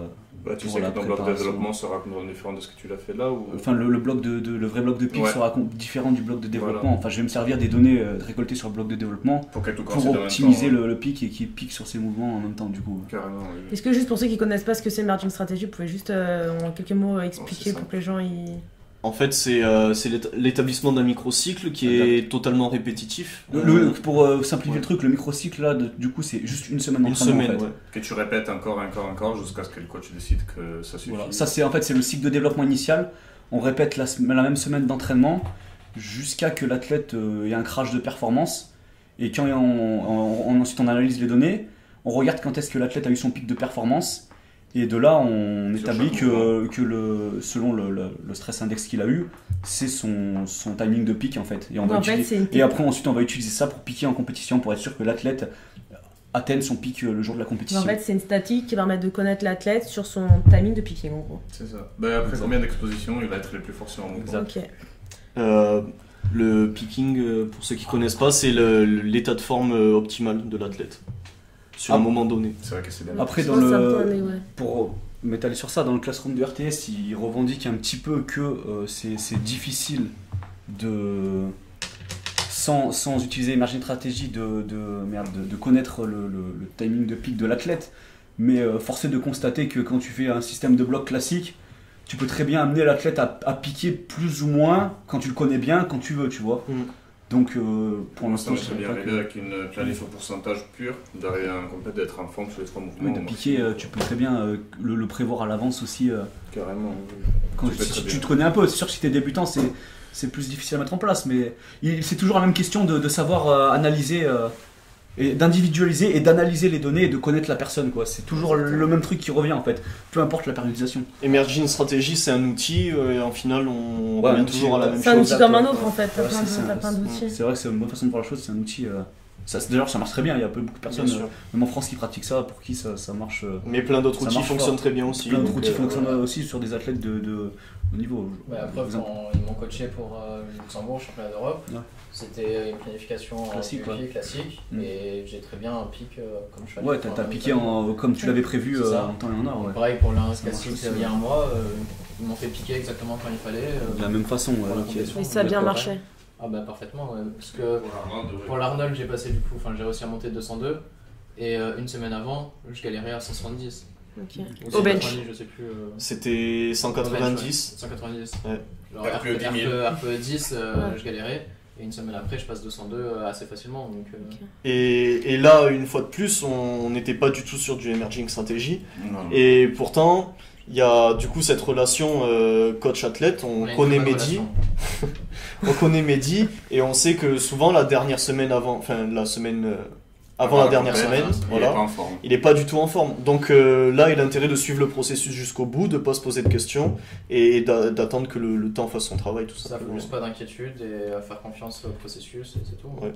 Donc pour les athlètes, ça dépend de la stratégie de votre coach, mais pour les athlètes qui suivent des périodisations plus ou moins classiques, qui visent à créer une grosse fatigue pour avoir une compensation après, quand en fin de préparation vous avez un espèce de crash au niveau de vos perfs, faut pas vous inquiéter. Ok. Parce qu'on voit beaucoup d'athlètes qui s'inquiètent d'avoir des crashs de performance en fin de prépa, mais généralement c'est suivi d'une surcompensation, quoi. Sauf c'est pris en compte dans le plan. Enfin, si c'est la stratégie de votre coach, bien sûr. C'est le moment où ta fatigue elle est Ouais, plus bien haute, sûr, ouais. mais ton niveau d'entraînement aussi, du coup, quand tu vas compenser avec la baisse de fatigue, ben, ça va tout ressortir. Après, c'est sûr que mentalement, quand tu es juste athlète et que tu n'as pas forcément Oui, t'as t'as pas pas toutes toutes les les données, données, ouais. ces données, c'est sûr que tu as beaucoup d'inquiétudes, mais après, c'est le travail du coach de. D'où l'intérêt de parler pour que le Ouais, coach voilà, sensibilise de à faire ça. confiance à son coach aussi. Voilà. Forcément, quand tu passes 20 kg en dessous de ton max une semaine avant la compète, bah, tu peux commencer à t'inquiéter, qu'est-ce qui se passe mais bon, c'est normal. Donc, dernière question. D'une manière générale, quelle ligne directrice suit une périodisation classique en FA? De quoi doit-elle être, selon vous, composée, hors individualisation? De manière générale, quelle est une directrice sur la périodisation? C'est un peu tout ce qu'on a dit avant. Ouais, mais c'est un peu ce qu'on a dit cerveau, avant. Si on doit résumer, ce serait loin de compétition, volume, exo pas spécifique pour renforcement d'angles qu'on n'a pas l'habitude de travailler ou des muscles qu'on a un peu négligés. Et Muscles pour un peu réhab, préhab. oui, faire de l'hypertrophie pour mettre du muscle. Voilà. Puis après, au fur et à mesure du temps, tu réduis les reps, Tu t'es spécifié de plus en Tu plus. exactement, tu augmentes le niveau de spécificité. Toujours en gardant du volume parce que faire le volume qu'il faut Pour l'athlète, selon Voilà. l'athlète. pour pas Rien de bien casser les sorcier, entraînements. quoi. C'est vraiment basique. Moi, je suis juste pas forcément d'accord avec la réduction des reps et du volume. Moi, mon volume, il reste plus ou moins constant sur toute l'année. Et les reps aussi, c'est juste la spécificité qui change en Oui, fait. mais après, par exemple, sur un jour secondaire, tu peux bien passer d'un x6 à un x4. Oui, bien Et sûr, sans mais ceinture après. avec ceinture. Ouais. Moi, je fais peu, mais oui, on peut. Oui, voilà, Ça dépend aussi de quoi réagit ton athlète. Ouais, voilà. Mais il faut qu'on te donne une généralité quand même. Mais bien sûr, ça peut arriver que ça reste des séries de 6 ou 8 sur la tête, même 2 semaines avant la compétition. Mais voilà, de manière générale, ma fréquence, mon volume et les range reps, ça reste plus ou moins similaire, et par contre, la spécificité change. Comme on a dit aussi qu'on peut garder des singles avec 3. Voilà, moi il y a quasiment toujours des singles et même RPE 8, 8,5. Oui, carrément. Mais sur des mouvements annexes comme du pin squat, du tempo, enfin bref. Après, sur les 3/4 des athlètes, c'est vraiment spécificité qui augmente, intensité qui augmente. Oui, globalement, voilà. Globalement, après, forcément, il y a toujours des cas différents. Voilà. Sur une périodisation classique, hein, voilà. on insiste bien, pas dans le cadre d'une autre périodisation ou d'émerging stratégie ou quoi que ce soit, c'est toujours pour une périodisation classique là. Voilà. Donc, ok, bah du coup on va passer à la dernière partie du coup. Quels sont vos projets pour l'année qui arrive là en tant qu'athlète et puis pour OPT, en tant qu'athlète individuellement? Si on parle d'athlète, on parle de Youssouf. Ah, forcément. Allez. Oui, juste parce que Mehdi elle a déjà fini sa saison. Et que moi je ne suis pas un athlète. Donc qu'Alexis est loin de ses compétitions importantes, c'est vieux con. Donc, qu'est-ce qui vient pour toi là, pour le reste de la saison, Youssouf? Du coup, la semaine prochaine, du coup, lorsque le podcast sortira, j'aurai déjà passé cette compétition. J'ai les finales d'Italie, où j'y vais pour faire une place, juste parce que je suis obligé d'y aller pour faire les Europes de toute façon. Donc, finale d'Italie, de toute façon, championnat d'Italie, en gros, championnat national. C'est les Open, du coup. En fait, en Italie, c'est un peu différent qu'en France. En juin, il y a toutes les compétitions par catégorie du coup d'âge et de poids. Et genre les juniors, ils peuvent faire que les juniors, ils peuvent pas faire de seniors ou quoi. D'accord. Et en octobre, ils prennent les 16 meilleurs de chaque catégorie de poids, peu importe l'âge, ils font une finale. D'accord. Une finale des catégories. Du coup, j'ai été sélectionné et je vais y participer. J'ai essayé de mettre un bon total juste pour me tester un peu, mais sans non plus y aller à la mort. Je vais pas faire un gros pic pour cette compétition ou quoi. Parce qu'objectif. L'objectif principal, c'est les Europes. Du coup, t'as pas piqué pour cette compétition là? Pas spécialement, non, je vais pas réduire tellement ma fatigue. De toute façon. Tu la prends plus comme un training un peu intensif, quoi? Oui. Ok. En gros, après, j'ai un petit test à faire pour moi-même. Enfin, j'ai quand même un petit objectif. Du coup, je vais pas. Juste la dernière semaine, je vais adapter vite fait, histoire de. D'accord, d'être en forme. Mais voilà, oui. Objectif secret? Ouais, non, c'est record total junior d'Italie. L'objectif principal. Après, dans l'idéal, j'ai les 750 en tête. Ok. Et après, on verra bien si c'est réalisable le jour J ou pas. Europe, c'est quelle date déjà? 3 décembre, c'est ça? Le 3 décembre, c'est un mardi. Je passe à 18h. Si ça vous intéresse. Good lift. En live sur Good Lift. Lien dans ma bio. Ne venez surtout pas me regarder. Et là, l'objectif, on va pas se cacher. On n'y va pas pour faire. Pour enfiler des perles, voilà. Pour enfiler des perles. Dans la tête, c'est premier ou rien. Après, il y a des grosses têtes. Enfin, il y a des concurrents de taille, quoi. Donc on verra bien ce que ça va donner. La guerre! Carrément le combat! Premier ou rien. Tu ne reviens pas en France. De toute façon, pour avoir sa gueule, c'est bon. Conflit au sein de Process Training. Ce podcast conclut la fin de l'OPT. Vous les gars, il y a des objectifs perso ou pas? Il y a des objectifs perso cette année en particulier? Bah moi là je viens seulement de finir ma saison, après 8 ou 9 compétitions, je sais plus. Du coup là j'ai un gros hors-saison jusqu'au championnat de France en avril. Et ensuite on verra ce qui se passe, mais là du coup je vais essayer de me développer au maximum en 83. 83, ok. Et de prendre de la masse! Normalement 83. Junior ou Open cette saison? Open cette saison. Ok, d'accord. Du coup niveau FA, forcément niveau inter première année je sais très bien que normalement je vais être tranquille, je vais pas faire un championnat d'Europe ou autre, sauf si surprise. Mais ça annonce. Trembler. Pas du tout. Mais par contre un bench, je pense que je ferai les compétitions internationales en 83 si tout se passe bien. Et après du coup voilà, juste me développer dans cette catégorie, que ce soit open et nouvelle catégorie de poids, et prendre de la masse. Dans tous les cas, le bench, tu restes compétitif, quelle que soit la KT, 66, 74, 83 et junior open, t'es compétitif partout pour l'instant. De toute façon, quand tu pontes et que tu triches au bench, voilà, déjà que être compétitif. Quand t'as une ROM de 4 cm. Dans tous les cas, c'est honteux. Dédicace à toutes les Dédicace à Marcel sur Facebook. Hashtag Marcel Presse. Ponter c'est facile, ponter ce n'est pas de la force. Voilà. Et du coup, ouais, normalement, championnat d'Europe, championnat du monde en 83 en bench. Ok. Si tout se passe bien. Très bien. Ok. Et vous, monsieur Bachelez? Et pour moi, du coup, là je passe en 83, il me reste 2 saisons junior. 105, pardon. Ouais, Non, plus sérieusement, je prépare les régions en 83 pour me qualifier aux France. Ok. Et aux France, je m'en cache pas non plus, l'objectif ce serait de faire minimum collectif France et voire plus si c'est possible d'ici là. Voilà. C'est beau. Ok, Très beau. On Et, suivra ça. et mettre une raclée à flot pour le squat. On suivra ça de près. Voilà. Et objectif pour OPT, du coup Attends, Ah bah oui. l'objectif de Flo. Ah, Ah, excuse-moi, je t'ai c'est repris, je c'est t'ignorais. repris. C'est que pour nous. C'est que pour vous. C'est que pour Ouais. vous. Moi, mes objectifs sont cachés. Mes objectifs sont Comment ça, secrets. tes objectifs, ils sont secrets? De quoi? T'as d'objectifs? Si, j'ai des Je objectifs. sais pas les François, nous partager. on sait donc on va tout vous dire. Ça veut dire. Non, ouais, de développer Relentless au max et de. La confrontation! Le combat en 83! Bonjour Max. Oh putain. Non, en vrai, il est très très très chaud Max, donc pour l'instant il me fume, donc je vais pas faire le fou, mais la confrontation, c'est bien, il y a plein de types qui sont chauds en 83, c'est ça qui est bon. C'est Allez, vrai ça que promet. Dédicace à tous les types qui fuient leur catégorie parce qu'il y a de la concurrence. Non, je fais une parenthèse là-dessus, c'est un peu lâche. Ce qui compte en compétition, c'est la confrontation. Vous êtes d'accord ou pas? Il y a des cas c'est facile, c'est pas rigolo. Eh oui. C'est quand du niveau en face que. on peut dire de manière générale que cette année, il y a quand même Bah, il y a du retour, en plus, un sur niveau certains qui augmente correctement en Bon, France. hein. potentiellement, ouais, là, Ouais. il va y avoir. Dans- Dans toutes les catégories. ouais. Quasiment toutes les KT, junior ou open, il y a quand même un sacré niveau. Là.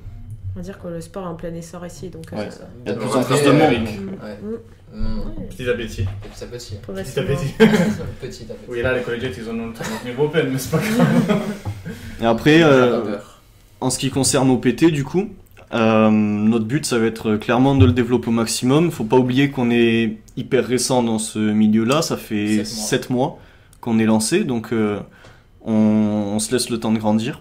Et notre but, là, ça va être de se déplacer sur le maximum de compétitions possibles. Donc déjà, dès le week-end prochain, il y a les premiers pas qui commencent dans notre Ligue Occitanie. Donc premiers pas, départementaux, régions, challenge d'hiver, Villeneuve, seconde division, France DC, France FA, Junior, Open, enfin on va partout. Et on veut... DC UEFA. en plus. Voilà, on veut régner. On veut régner. Ils sont chauds. Voilà, Surtout nos athlètes comme il faut, quoi. C'est pas. Voilà. on laisse pas nos athlètes à la dérive avec une planification, un Avec un compétition message sur plan, WhatsApp. et voilà, ça sert à rien. Il faut se déplacer, il faut encadrer, et il faut apporter un soutien sur place de toute façon. Et après, C'est très important. je vous laisse dire peut-être la suite si vous avez d'autres choses à dire. Bah, après, être un peu plus présent sur les réseaux sociaux déjà, avoir un calendrier entre guillemets fixe de posts, qu'on soit beaucoup plus actif. En ce moment, dans la vie perso, bah, c'était compliqué d'établir ça, mais maintenant que tout se met en place, on sera beaucoup plus actif Avec là-dessus. le retour d'Alexis Oui, et voilà, tout. C'est Mm. ça. Et essayer de développer un peu tout ce qu'elle a déjà fait en France, tout généralement, même si on peut. Bon, on va pas non plus tout dire sur Insta, mais genre de faire des petits posts qui peuvent aider les gens. Ou... On va pas révolutionner, mais on veut apporter notre touche. petite quoi. touche. Pierre Ouais. et De toute façon, l'édifice. c'est Bon, c'est toujours un bon. plus. Hein. Chaque Mm. chose que vous apportez, la manière de le dire et tout, elle peut être différente. Donc c'est Mm. toujours, Quoi qu'il en soit, tu contribues au toujours développement, intéressant. C'est sûr, au développement du sport. à notre échelle, quoi. C'est ça. Voilà. Après, Comme je peux. personnellement, ouais, je vais essayer de faire au max et surtout après le roi, parce que là, c'est quand même un gros focus personnel de cette compétition, on compte beaucoup pour moi. Du coup, après ça, par contre, ce sera full OPT et ce sera vraiment mon objectif principal. Oui, c'est ça. parce Jusqu'au que France c'est- Open. C'est pas notre Ah, moi, travail ça à fait- plein temps, on a tous des trucs à part, donc forcément, coaching ça prend beaucoup de temps, mais on a d'autres trucs à part, donc développer les réseaux sociaux en plus, etc., ça prend quand Ça même met du énormément temps. de temps, donc voilà. Ouais, vous gardez le focus pour le moment sur vos athlètes et C'est ça, et ouais. après, Si vous, on c'est- peut en plus, on développe autre part. les mais extras. C'est ça. Ok. Plus que 2 places à promouvoir chez OPT. Dépêchez-vous. Grosse promotion. La, Fausse annonce. la story bateau. Bon, Avant qu'on oublie, je voulais juste qu'on remercie Stéphane Béraud qui nous a Ouais. laissé nous entraîner à Espace Forme. Non, à Espace Forme au Cresse, Ah oui, oui. Oui. Du club Force au Occitane. Club Force Occitane. Voilà. Et c'était très gentil à toi. Si tu nous entends, Stéphane, merci. D'ailleurs, vous aurez, pour ceux qui regarderont le podcast sur YouTube, vous aurez quelques rushs d'entraînement, une session de bench Très en intense. compagnie Ben, Muscu Bro. de Youssouf, Mehdi et Alexis, qui a PR au Larsen. Oh, Moi-même, qui me suis fait mal au pec. Voilà. Moi, si je perds, ça comment? Le bench de Youssouf n'était pas très impressionnant, on ne reviendra pas dessus. Allez Voilà. voir les images, ça parlera de soi-même. Voilà, les images parleront d'elles-mêmes. Voilà tout. Bon, voilà qui. Bon, Vic, bah, clap de fin pour toi. Voilà. clap de fin pour moi. Tu dois conclure cette Tu interview. vas conclure, tu vas C'est conclure. le conclure. du Non, tu podcast. conclus, Ok. j'introduis et conclus. Vas-y. Donc, merci monsieur Bacchus. Voilà Ça qui, fait 2 fois qu'il s'est voilà J'ai qui- fait foirer le plan. voilà qui conclut le podcast. Du coup, vous pouvez retrouver. Où est-ce qu'on peut retrouver OPT du coup Mais du coup, on a un site sur Google. Hein. Quel est Est-ce qu'on votre, peut vous follow quel est votre site internet? OPT. Coaching. opt.coaching. Point. .com. Point. .com. Point, c'est tout, juste point. Enfin, c'est .com. Du coup, vous pouvez retrouver OPT sur optcoaching.com. Ouais. Ouais. Après Et- sur Instagram, donc Overload Process Training. Et nos comptes perso, bah, sur Insta aussi. Tout il y a un Facebook qui est pas du tout actif, mais il y est quand même. On On compte le développer aussi. Après, sur YouTube, on mettra vos noms avec Ouais. le lien direct en dessous dans la Bien sûr, description. mais la majeure partie du travail, hein, c'est sur Insta de toute façon. Ok. On peut dire un peu vos athlètes, vos choses à vous. Bah, de toute façon, il y a tout le monde qui est présent dans les stories une Ok. fois par semaine, sur les posts, etc. On les met bien en avant, donc Ok. Voilà. Vous faites vivre le Et d'ailleurs, c'est .fr, pas .com. D'accord, donc Ouais, opt.coaching.fr. Voilà. Ok. Donc également ceux qui sont intéressés ceux qui sont intéressés par du coaching et des articles de qualité sur le préhab, le mouvement et le réhab, vous pouvez aller sur thehumanmovementtherapy.com. Il a dit mieux qu'elle.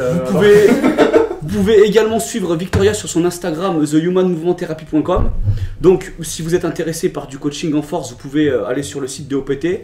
Vous pouvez aller également sur mon site www.relentlessstrengthsystem.com. Vous pouvez aussi retrouver le travail que je fais avec mes athlètes et mes entraînements sur mon Instagram flow.blnc. Voilà, merci de nous avoir suivis tout le long de ce podcast. Le podcast sera disponible sur le Audio et vidéo. déjà en audio sur le site de Victoria, sur mon site également, et il sera disponible avec Sur votre site aussi, peut-être. avec un rush d'entraînement en vidéo sur notre plateforme YouTube.